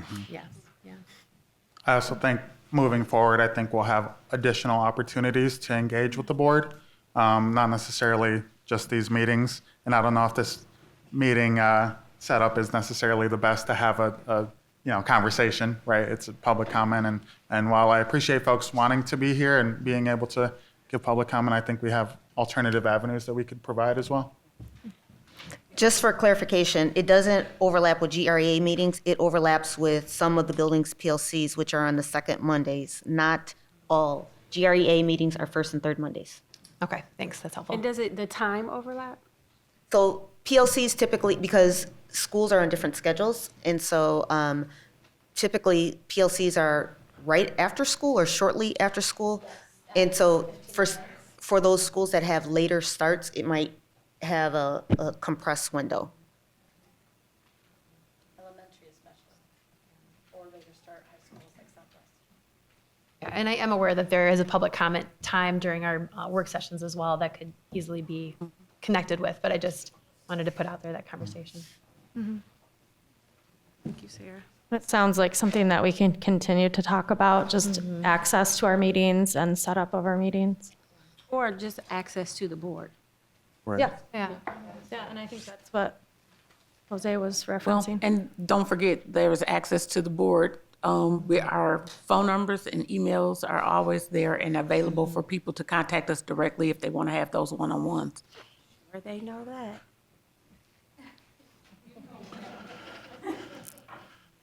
All right, do I have a motion to accept the regular board meeting schedule as proposed? So moved. Support. All right, all in favor? Aye. Any opposed? Okay, motion carries. Moving on to our consent agenda grouping. Do I have a motion to approve the consent agenda? So moved. Support. All in favor? Aye. Aye. Any opposed? Okay, motion carries. And we are down to discussion items, board president announcements. So I do have a written statement tonight, being that it's my first meeting in this role. First of all, I want to welcome the new board members. Thank you for choosing to serve our community in this capacity. I have enjoyed getting to know each of you a little bit in the last couple of months, and I look forward to working with you. I also want to thank my colleagues for their vote of confidence in me to serve as president this year. My commitment is to lead us in our work with clarity, communication, and respect. You can look for an email in the next couple of days asking for your interest in our 3 committees this year, those being Finance, Ad Hoc Facilities, and City Board Liaison. And that email will also contain some questions regarding best times and ways for me to communicate with you as we move forward. I hope that together we can develop clear goals for ourselves and that will help guide district work. I will strive for us to have clarity in our roles, our expectations, our priorities, and our processes. Clarity can only be built when we have productive communication. I will plan to communicate with each of you regularly to make sure that all of us are informed, prepared, and feel heard. I value the input each of you will be able to provide me, and I ask that you let me know when you have ideas, questions, hopes, and hesitations for our work moving forward so that we can be efficient with our time together. Feeling heard and valued as a part of this team will make for productive board work. To our community and all of our GRPS staff, we will be working on developing goals as a board in the next couple of months. I'm hoping my colleagues will latch onto clarity, communication, and respect as norms for how you will receive us as well. We will continue to grow in our capacity in what and how we communicate our work with all of you. With the board support, I'm hoping to continue Coffee with the Board, develop a board newsletter, and organize regular board member attendance at community and school events. Just as I highly value each board member's insight and impact, I value each community member and GRPS employee for theirs. With strong communication, clarity, and respect between board, district, and community, I know we can give our scholars the best educational experience possible. Based on the emails we've received over the last couple of days and the public comment we have heard tonight, I know there are many of us who have concern and worry over our immigrant population and the upcoming inauguration. As Dr. Roby shared, the district is already hard at work determining next steps. As a board, we will continue to grow in knowledge so that we can make the next big decisions needed to help move the district forward in this work. It's such a heavy topic, and I feel even more weight after hearing from all of you. And I just want you to know that it is top priority for us to continue in that conversation and make sure we're making the most educated choices we can. I also want to just share a thought that's been running through my mind over the last week in regards to this. It's one that's been on my mind before in different settings, not good settings, during lockdown drills in my own classroom, and at home in the middle of the night when one of my kids wakes up scared. What do we do when our children don't feel safe? What can we do to help them feel truly safe? Is a public statement written in the form of a resolution the answer? Is it adults talking about how things are not going to be okay or not going to be safe? Not necessarily. Our scholars need action. They need our teachers to create classroom communities that welcome all students with recognition, care, and value. They need to see smiles when they're greeted on the bus in the morning. They need consistency and positivity. Yes, we need to be prepared. We need to know what to do and what resources are out there. We need a plan, just like we have for an emergency situation at home or at school. And we need to remember who we are here for. Resolutions may satisfy adults. They might be a good start. We might get praise as adults for making a formal statement. But at the end of the day, it's the inside work of building a place where each of our scholars feels recognized, cared for, and valued that's most important to our work in education. Our work is complex, and no decision can or should be made lightly, as the choices we make here directly impact our most important assets, our scholars. We serve the people who will lead us in the future. Together, let's make sure we are clear about the type of people we want to grow and develop. Let's listen to what our community and stakeholders believe will help in our efforts. In every decision, let's ask, what don't we know yet? How will this affect our staff and families? Who is missing in this conversation? And when is it best for us to shift, pause, or act? Let's do our work with respect for where the district has been, respect for each individual we serve and will serve, and with clear knowledge of our roles and our goals. Thank you. And next on our agenda Public comment. Is our final public comment section. All right, hey again. So during public comment, individuals will be invited one at a time to the podium to address the board. Again, as before, please state your full name at the time we'll start. At that time, we'll start the timer, allowing each individual 2 minutes to make their comment. A 1 minute notice will be provided by that timer over there. You will need to complete your comment time upon being notified that 3 minutes have passed. Board members do not respond to public comment. Concerns will be brought to the attention of the appropriate staff. We value your input and thank you for sharing with us. And we're going to rewrite this a little bit so I don't have to keep forgetting what I'm saying. Thank you. Okay, first up is Matt Marlowe with GREA, and after him is Hemelo.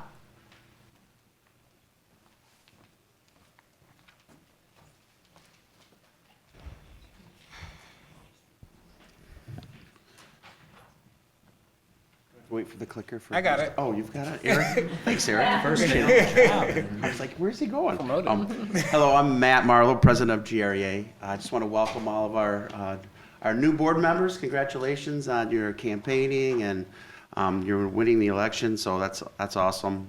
Thank you so much for putting the time and effort into that. And it's going to be great. I have a good feeling about this board. It's very hopeful. I think you guys are going to make a great team. So I'm really looking forward to that. A couple of things that I heard tonight with the students that came up. There's parents, grandparents. This is great. This is what I always hope for in a democracy, when you have, the people that elect you are, basically here to let you know how to do things and what could help best, and you guys have to work together in order to solve the problem. So getting more and more people involved is really good. So I was happy to see so many people come here tonight. I heard a few things with regards to President Davis, the listening portion. I love that. The kids will tell you what they need. If they definitely know what's going on out there, and they have very good ideas.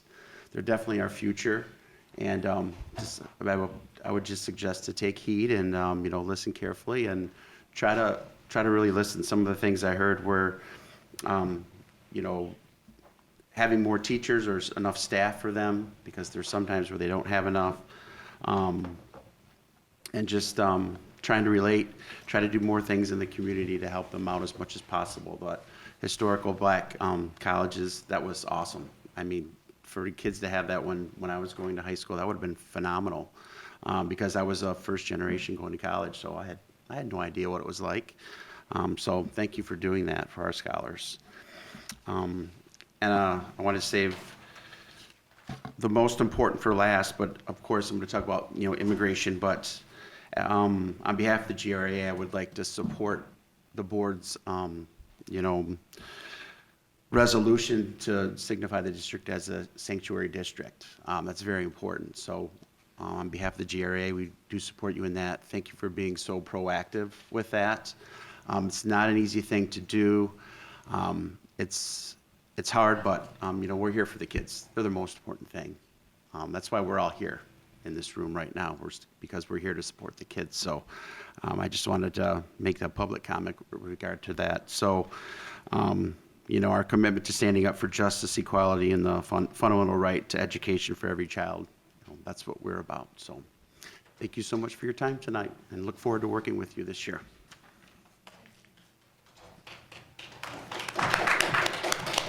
Hema Lowe, followed by D. Jones.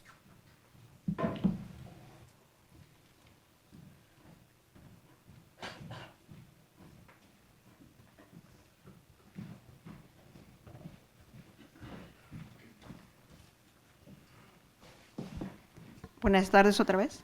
Good afternoon once again.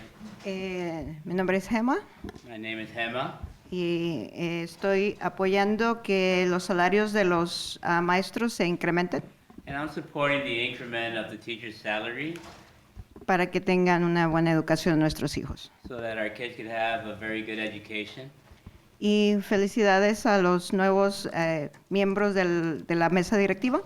I want to congratulate the new members of the board Y los que siguen adelante. and the ones that are continue to be being here.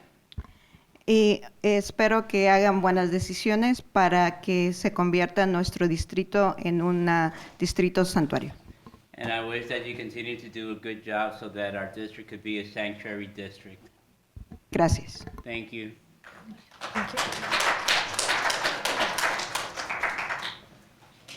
D. Jones, followed by Jolene Andrews.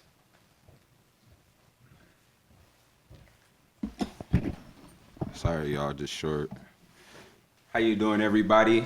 I'm gonna read something. This is the only thing I'm gonna ever write that I'll read here. It says, be a billionaire and give back to the schools, help fund public education, equal access, then a universe, because I seen this little sign right there.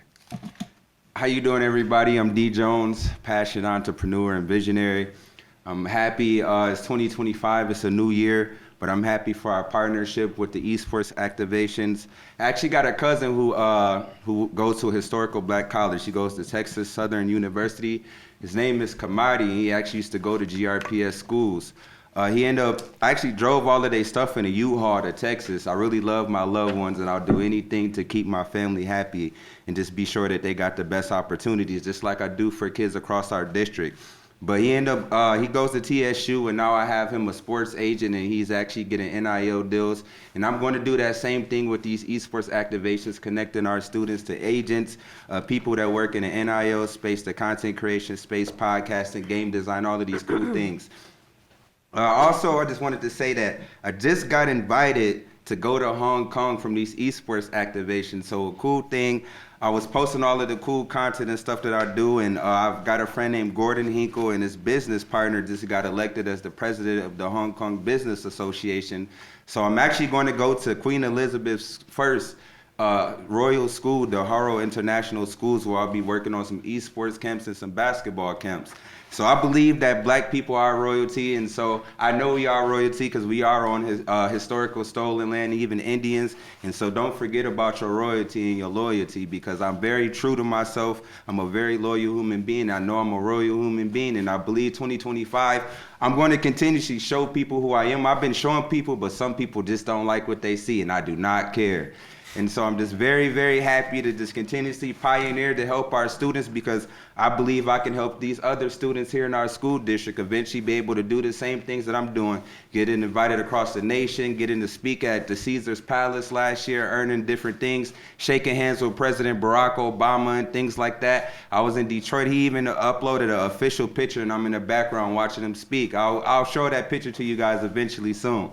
But it's been a lot of cool experiences that I've had in 2024, but 2025, I show people that I'm just a pioneer, a leader, a visionary, and a very passionate human being that cares about our education system, being able to create equitable access, and just being able to be a global visionary and doing all of the cool things that I'm doing for the school district, and expanding opportunities for our students, and showing kids that you can be a gamer, you can be an intellectual, you can be a visionary, and the things that you do for your local community can help you eventually go across the globe. So I look forward to speaking to you guys again and letting you guys know how Hong Kong is. Thank you.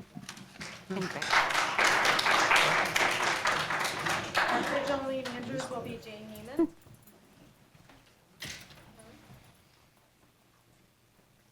Good evening, Jolene Andrews, Southwest Elementary. We are having an attendance crisis. I made public comment last year about there being no accountability for student attendance. Unfortunately, it was put back on my school. The ED called my principal and asked what we were doing about attendance.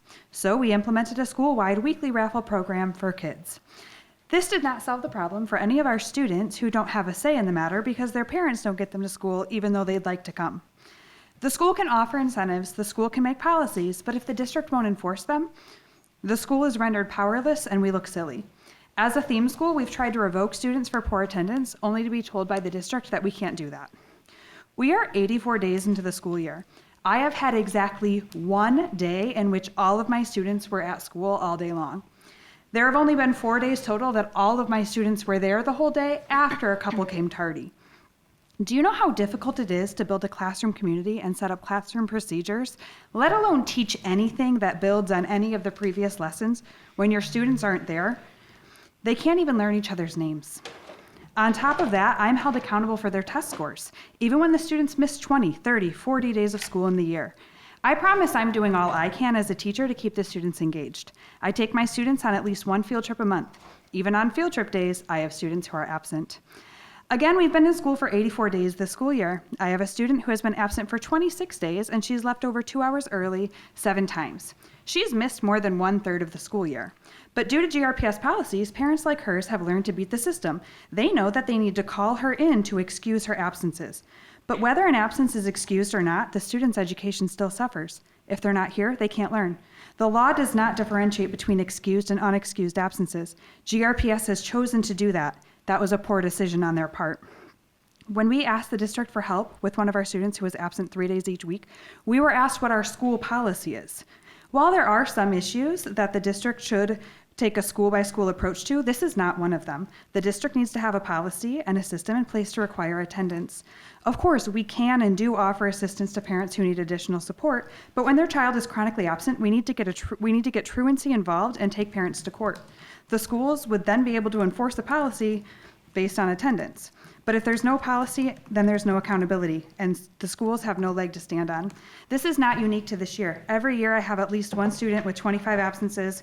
Even when it's up to 40 or 50, and I bring it up to anybody higher than my building admin, I am gaslit and told it's not happening or that things are being done about it. We're paying $99,000 for Attendance Works, a program that's being piloted at only 13 schools, which has shown an improvement in chronic absenteeism at 9%, which is not very stellar when the chronic absenteeism rate is 42% in the district. That's a lot of money to spend when we are not enforcing consequences for chronic absenteeism. I am begging you to enforce student attendance so that when our students graduate and we celebrate those graduation rates, it means they actually attended school and learned something. Thank you.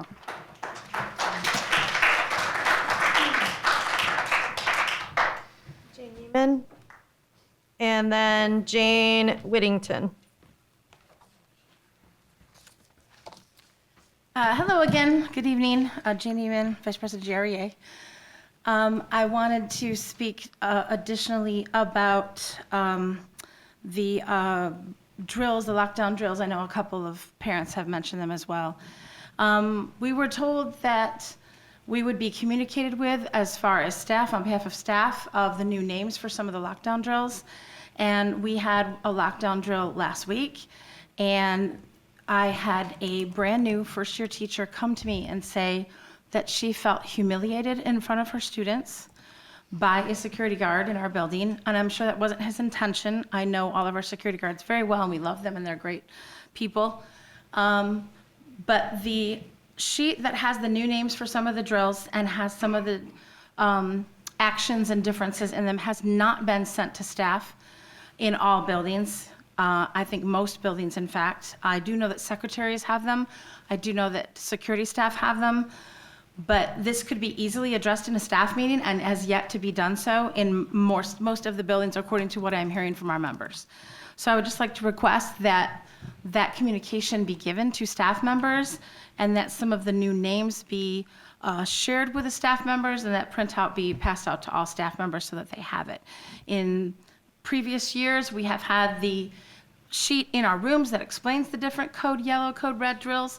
Now that those have changed, that needs to be distributed to staff so that they recognize what drill is being called, and if there are differences in how they're implemented, that be covered briefly in a staff meeting.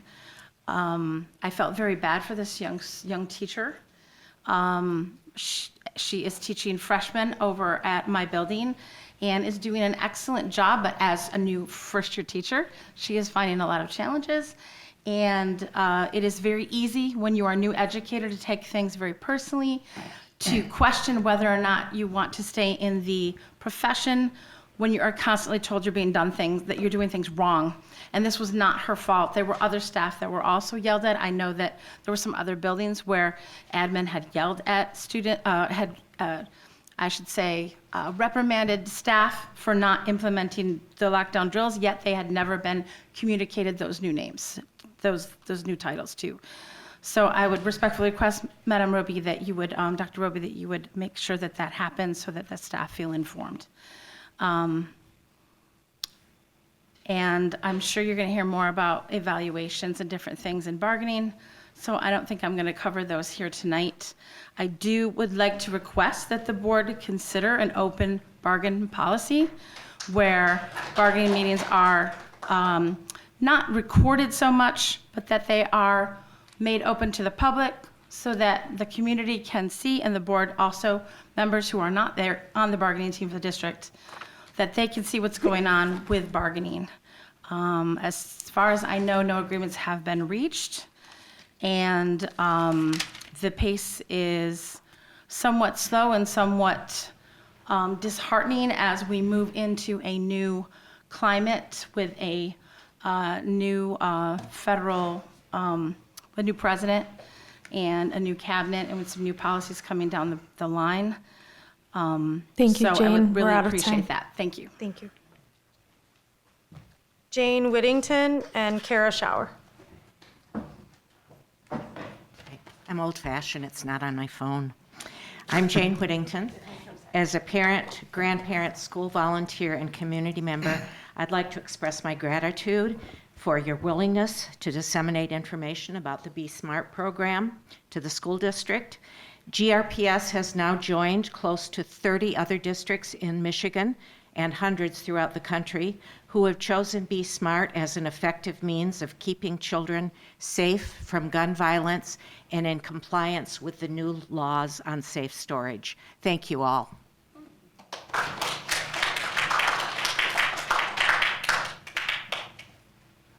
After Kara Schauer is Lucas Leverett. Hi again.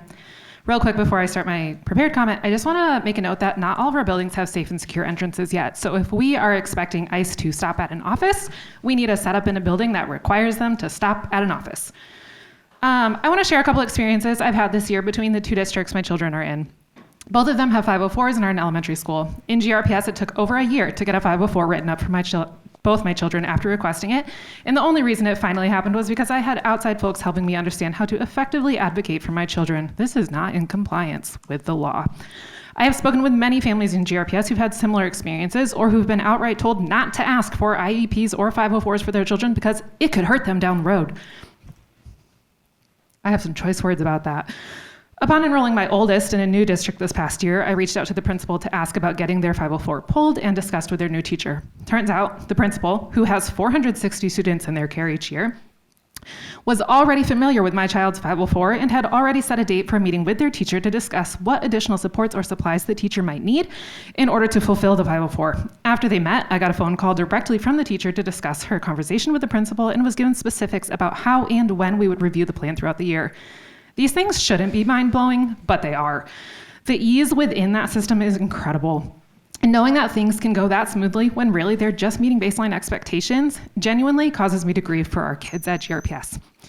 Since that conversation in August, I've been getting a weekly update from this teacher, just letting me know how the week has gone and giving her take on things since she knows I don't ever get an unbiased account at home. Can you imagine what our district would be like if our teachers' needs were met well enough for them to have time and energy for that kind of personalized communication? They deserve it. Our kids do too. And we shouldn't have to pick fights just to see our kids' legal rights fulfilled. Another situation I found handled quite differently between these two districts was a matter of safety. A knife was found in my GRPS scholars classroom this year and families were never notified. I only know about it because my child came home and said, "Mom, so-and-so brought a knife to school today." You know I had follow-up questions for my kid. Thankfully, they had informative answers. Many kids that age probably would not have. The good news is it was fine. No one was in danger, the student had no malicious intent, the weapon was removed, and procedure was followed.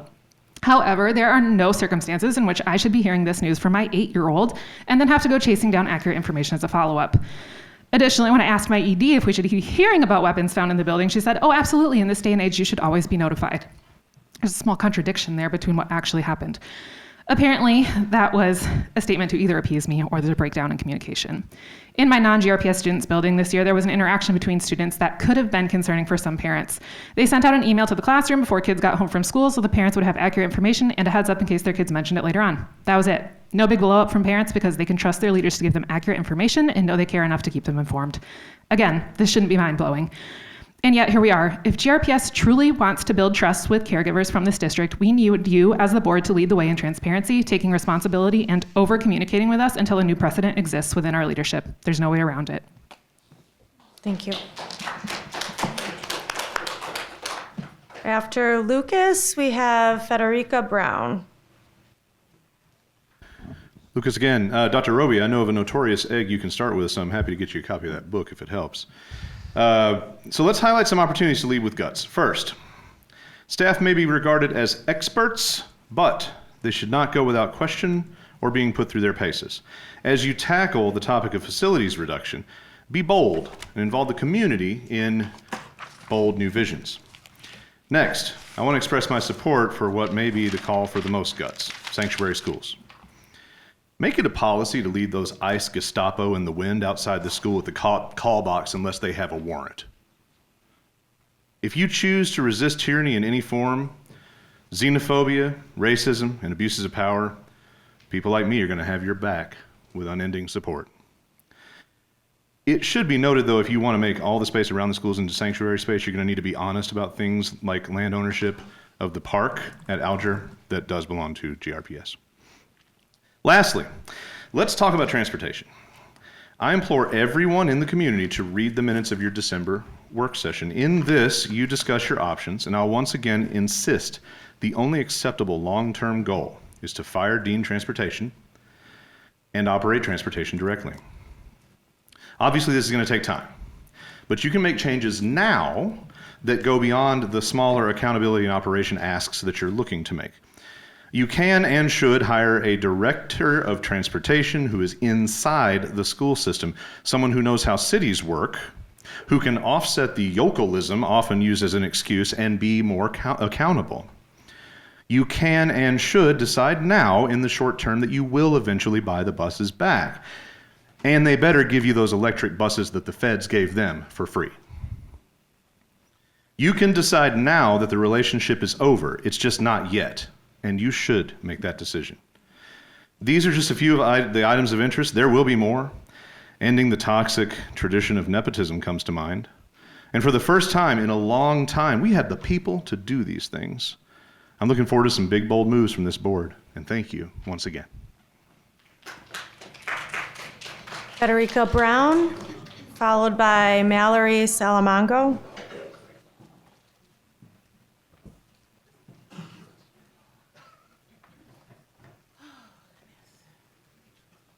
Good evening, Dr. Roby, Madam President, and newly board members, trustees, and officers. My name is Frederica Brown. I am a parent, advocate, parent organizer, and parent leader. The one thing that is constant is that I'm a parent first. Not only am I a parent, I'm a black parent that currently has 3 young black men attending the district. With this comes many issues and concerns that other parents just do not have. I have concerns about culture of some schools and principals who display anti-black behavior and use microaggressive language when speaking to black parents. I have concerns about black students, black boys in particular, who are suspended at a much higher rate than their non-black peers.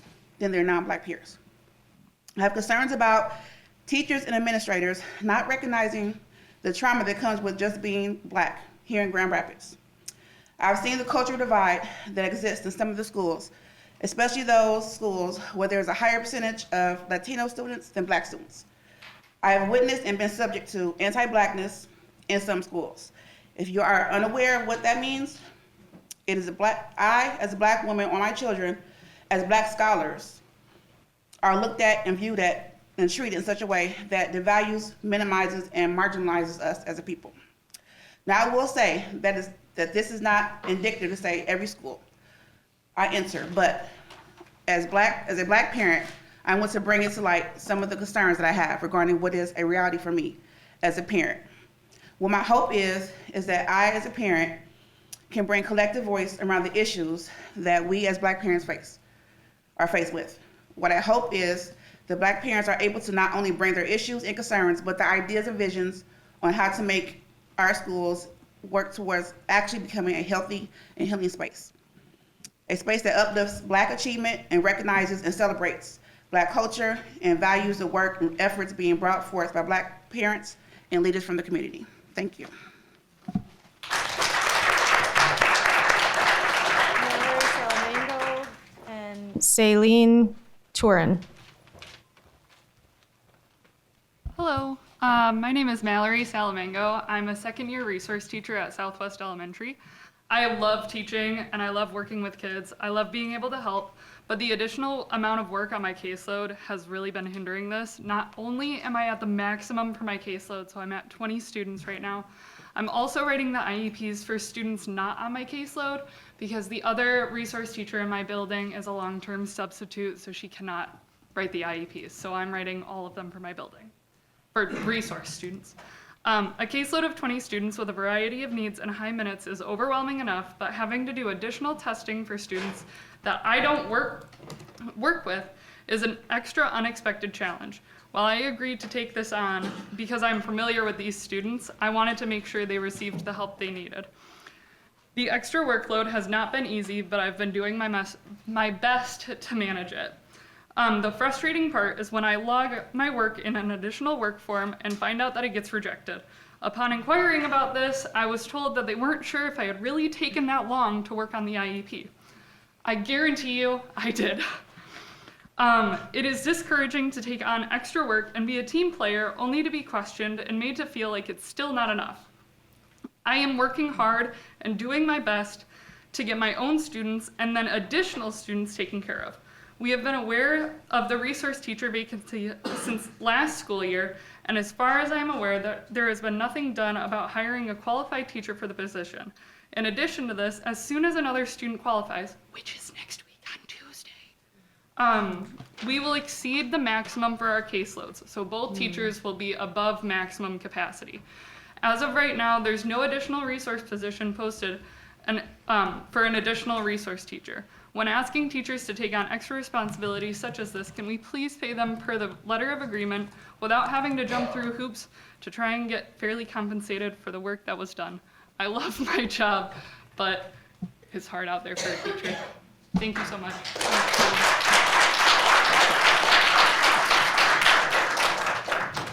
Celine Tourin.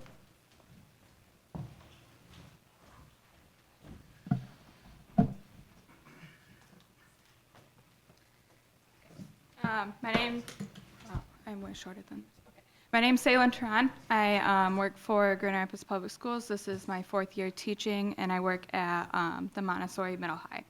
Piggybacking off of additional work forms, I want to give my appreciation that there has been some attempt in modernizing the way we do these and trying to have a guide that staff can follow. I say the want, the attempt, and trying heavily because it is still very confusing. I spent many hours at the beginning of the school year creating just a binder for each of my staff members, a binder of how to do this and how to fill it out, who to give it to. So additional work form typically are completed for things such as additional IEPs, after school tutoring, subbing during your prep hour, and those are just a few. And those are ones that my school uses most often. In this additional work form binder that I gave each of my teachers includes comp logs, the pay period, the code chart, who to turn them into, steps how to fill it out when you turn it into X person, because those things are not all the same every single time. And it's also different across different school buildings. So, for example, if I'm filling in for tutoring, I give that to my principal who then inputs it online for herself. But if I sub during my prep hour, I fill out the form, I then have my principal sign it, then I input it online, scan that document, put that document online, and then 5 other people have to approve it. This is the same, that second scenario is the same for all 180 minutes for the elementary teachers. Thankfully, that is not my case. I'm not in elementary, but all elementary teachers are going to have to do that. And that could be different in a whole different school, that process. It needs to be streamlined. It needs to be easier. We're already putting in additional work. Now you're asking even more additional work for us because we can't streamline it. Evaluation, transparency for the district. You need to open up bargaining for members and Board of Education trustees at minimum, if not the entire public, so they can witness what is happening at these bargainings. The district needs to be moving faster. We just started evaluations. Teachers are being evaluated, but there's no mutually agreed upon decision for evaluations. The presentation that admin just presented to the teachers is confusing and inaccurate with the current law.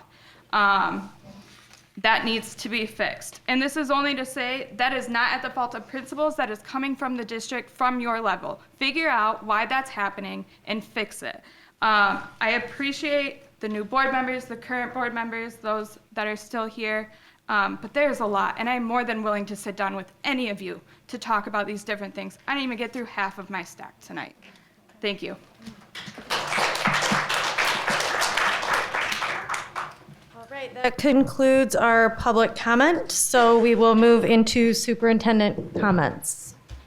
Good evening once again, and just a couple of reminders, related to some upcoming dates. Next Monday, January 20th, is Dr. Martin Luther King Day, and that is a day of service. We invite you, as you are enjoying the day off, to also share your service to our broader community.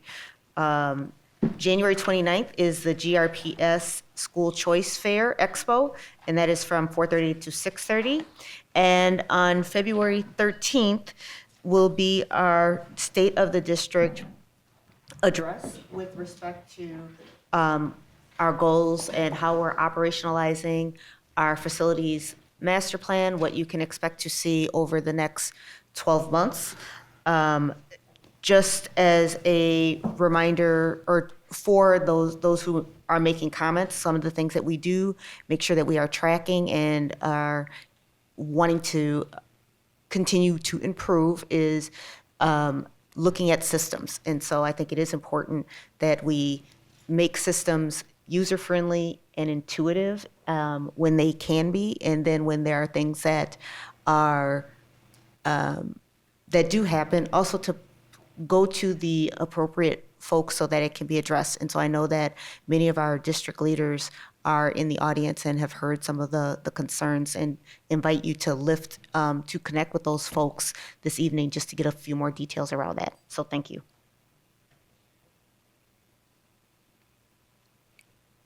Okay, moving into board member comments. Can I start with Trustee Melton? Or do the students have any additional comment? No? Okay, Trustee Melton? I'm just excited to get this year started. As you know, maybe you don't know, this is my third year, though, starting on the board. And in this last 2 years, I'm really proud of the work that we've done, just especially in working through how are we going to use committees and how are we going to change things? How are we going to change the way that we engage the community and are accessible to them, creating ends policies. So just wanted to say that I'm excited about the work that lays before us, and ready to pull up the sleeves. Is that what the phrase is? All right, there we go. Trustee Williamson? I just want to thank the community for the opportunity to do this. I really believe it's a public trust. Implicitly, you've put a lot of trust in all 9 of us to be good stewards of our district, of our students, of our staff. As far as I'm concerned, we can't have a strong community if we don't have strong public schools, and we can't have strong schools and support our students without all of the work everyone puts into this. So, that's a guiding light for me. And it's going to be collaborative work. And I think, I don't want to speak for everybody, but I think I'm going to speak for everybody saying we understand that. And for myself, I'm going to need the collaboration, the trust from you. And I want to be accessible. I want to be helpful. So please reach out to me directly.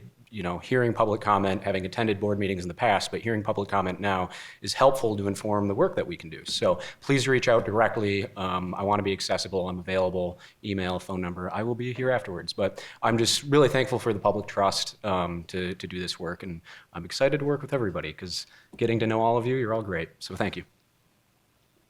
Trustee Davis? Thank you all so much for showing up. Definitely want to echo to please reach out. I know a couple of you mentioned that you have more to say. My email is there. My contact information is very easy to find. Would love to have more of those full conversations that people are talking about. In addition to that, I was going to say something else, but just sincerely, thank you all for showing up. Rodriguez. All right. Thank you all for coming to our first meeting of the year. Welcome to our new board members, my board colleagues. I am really excited for this board moving forward. I've had a lot of great conversations already with folks who are just now starting to work today. I do want to say, I think our board secretary, Julie Anderson, will attest to this. I think I've got the record for most business cards handed out. So if y'all want to beat that, be my guest, please, because I think connecting with the community, being available for a conversation. I think it's really important. Thank you all for the folks who gave public comment about our immigrant population, our undocumented community. I think it's a really important conversation to have. I'm looking forward to the conversations that we'll be continuing at our next work session. And yeah, I'm just looking forward to the next 2 years with everyone. Thank you. Trustee Kilpatrick? Thank you. Also excited, and I also want to acknowledge that we have profound challenges in front of us. And I think that those challenges districtly are going to need fundamental transformation in how we relate to one another, in how we define community, and in how we show up for it. And so I personally feel a resolution is, in fact, the strongest step forward in our preparedness for the administration that is incoming soon. And I believe it would be a moral compass that could set us in the right direction together as we reimagine what this district will look like. And so I look forward to continuing that conversation as a board and with community in order to bring better preparedness and a resolution to life. Thank you. Trustee Moreno? Thanks for the pronunciation. I also very excited to be sitting alongside these folks. Never saw myself running for a thing, and then I ran, and then I won, and I sit behind a desk or table in front of y'all today. So it's a strange feeling to have this level of power, to have this level of trust. So thank you for believing in us, for voting us, and then the faith and the change we aspire to happen. I spend a lot of time thinking about my identity. I'm queer, I'm Black, I'm a Latina human being, and those identities, potentially over the course of the next few years, are gonna be highly targeted. And so hearing y'all today, dang it, I knew I was gonna cry. Hearing y'all today speak, seeing the emails, I really do lead into grassroots movement and the work being done on the ground. The folks who are continuously connecting to our families, like keep telling us, keep pushing us to be bold, to break eggs. I aspire that for our district, to continue being, the guiding star for others, to move with the commitment to be human, to do the right thing. So thank you so much for being here tonight, for continuing to be advocates of our district, for believing in our district. All 9 of us wouldn't be here. Y'all wouldn't be here if you didn't believe that we could be doing things differently. So please continue showing up and trusting us. Trustee Williams? Well, I thank everybody for coming out and joining us on this wintry night when you could have been many other places. We appreciate the comments, and we do use those to help inform conversations that we're having and help us to make the best decisions with the best information that we have. So we try to be very focused on what is the benefit of our young people, and sometimes that looks differently than what some people anticipate. Sometimes it looks differently than what we anticipate. But we appreciate you coming alongside us as we do this journey. And I want to thank my previous colleagues from the last board and those that are here from that last board, and my current colleagues for trusting me in these leadership roles, from being the president and the treasurer yet again. So thank you, and I continue to look forward to be of service to our Grand Rapids Public Schools community. And Trustee Wade. VP Wade. I want to put on the record that Jose is the only trustee that asked for business cards. So of course he handed out the most. I'm getting it. No, seriously, thank you all for coming out, and I thank you for reminding us that it's snowing outside. I forgot. And I want to just echo the sentiments of my colleagues and thank them all for their confidence in me as vice president of the school board. I, too, didn't imagine myself running for anything. I do not like competition. I don't like losing, so I just don't play. So I played, I ran, and I'm so proud that I did that, and I do not regret it ever. And I don't take this seat or this role lightly. And I want to thank the students that came out. I am so proud to hear from young people their experiences and their stories, and they spoke so well. And I thank you for the teachers that do what they do all day and then come here and tell us more about what they do all day. I appreciate your voice and yours especially in all your emails. And that is important to me because I think to all of us, because we aren't there, we don't know what we don't know. And this public comment, although sometimes it doesn't feel great, it is the most important parts of our meeting. We need to hear the stories of our people and the people who are trusting us to do this work. Thank you to the foundation for the dope work they are doing to highlight the things that are not important to other funders or grants or people who fund specific parts of our district. I think the work that our foundation is doing is phenomenal, and it just really makes me proud. Last thing, it was one more thing. I do want to uplift the stories of the parents in the Black community. A lot of times we come here, we do not hear from them. So I just, I'm happy that I get to hear more, but also want to encourage our families of color, our Black families, to reach out, contact us, and tell us more about their experiences.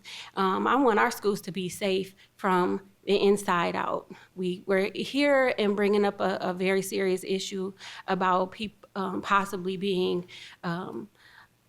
targeted and not feeling safe, but our students need to feel safe by the people who they trust the most, which is their teachers and the people inside of their schools.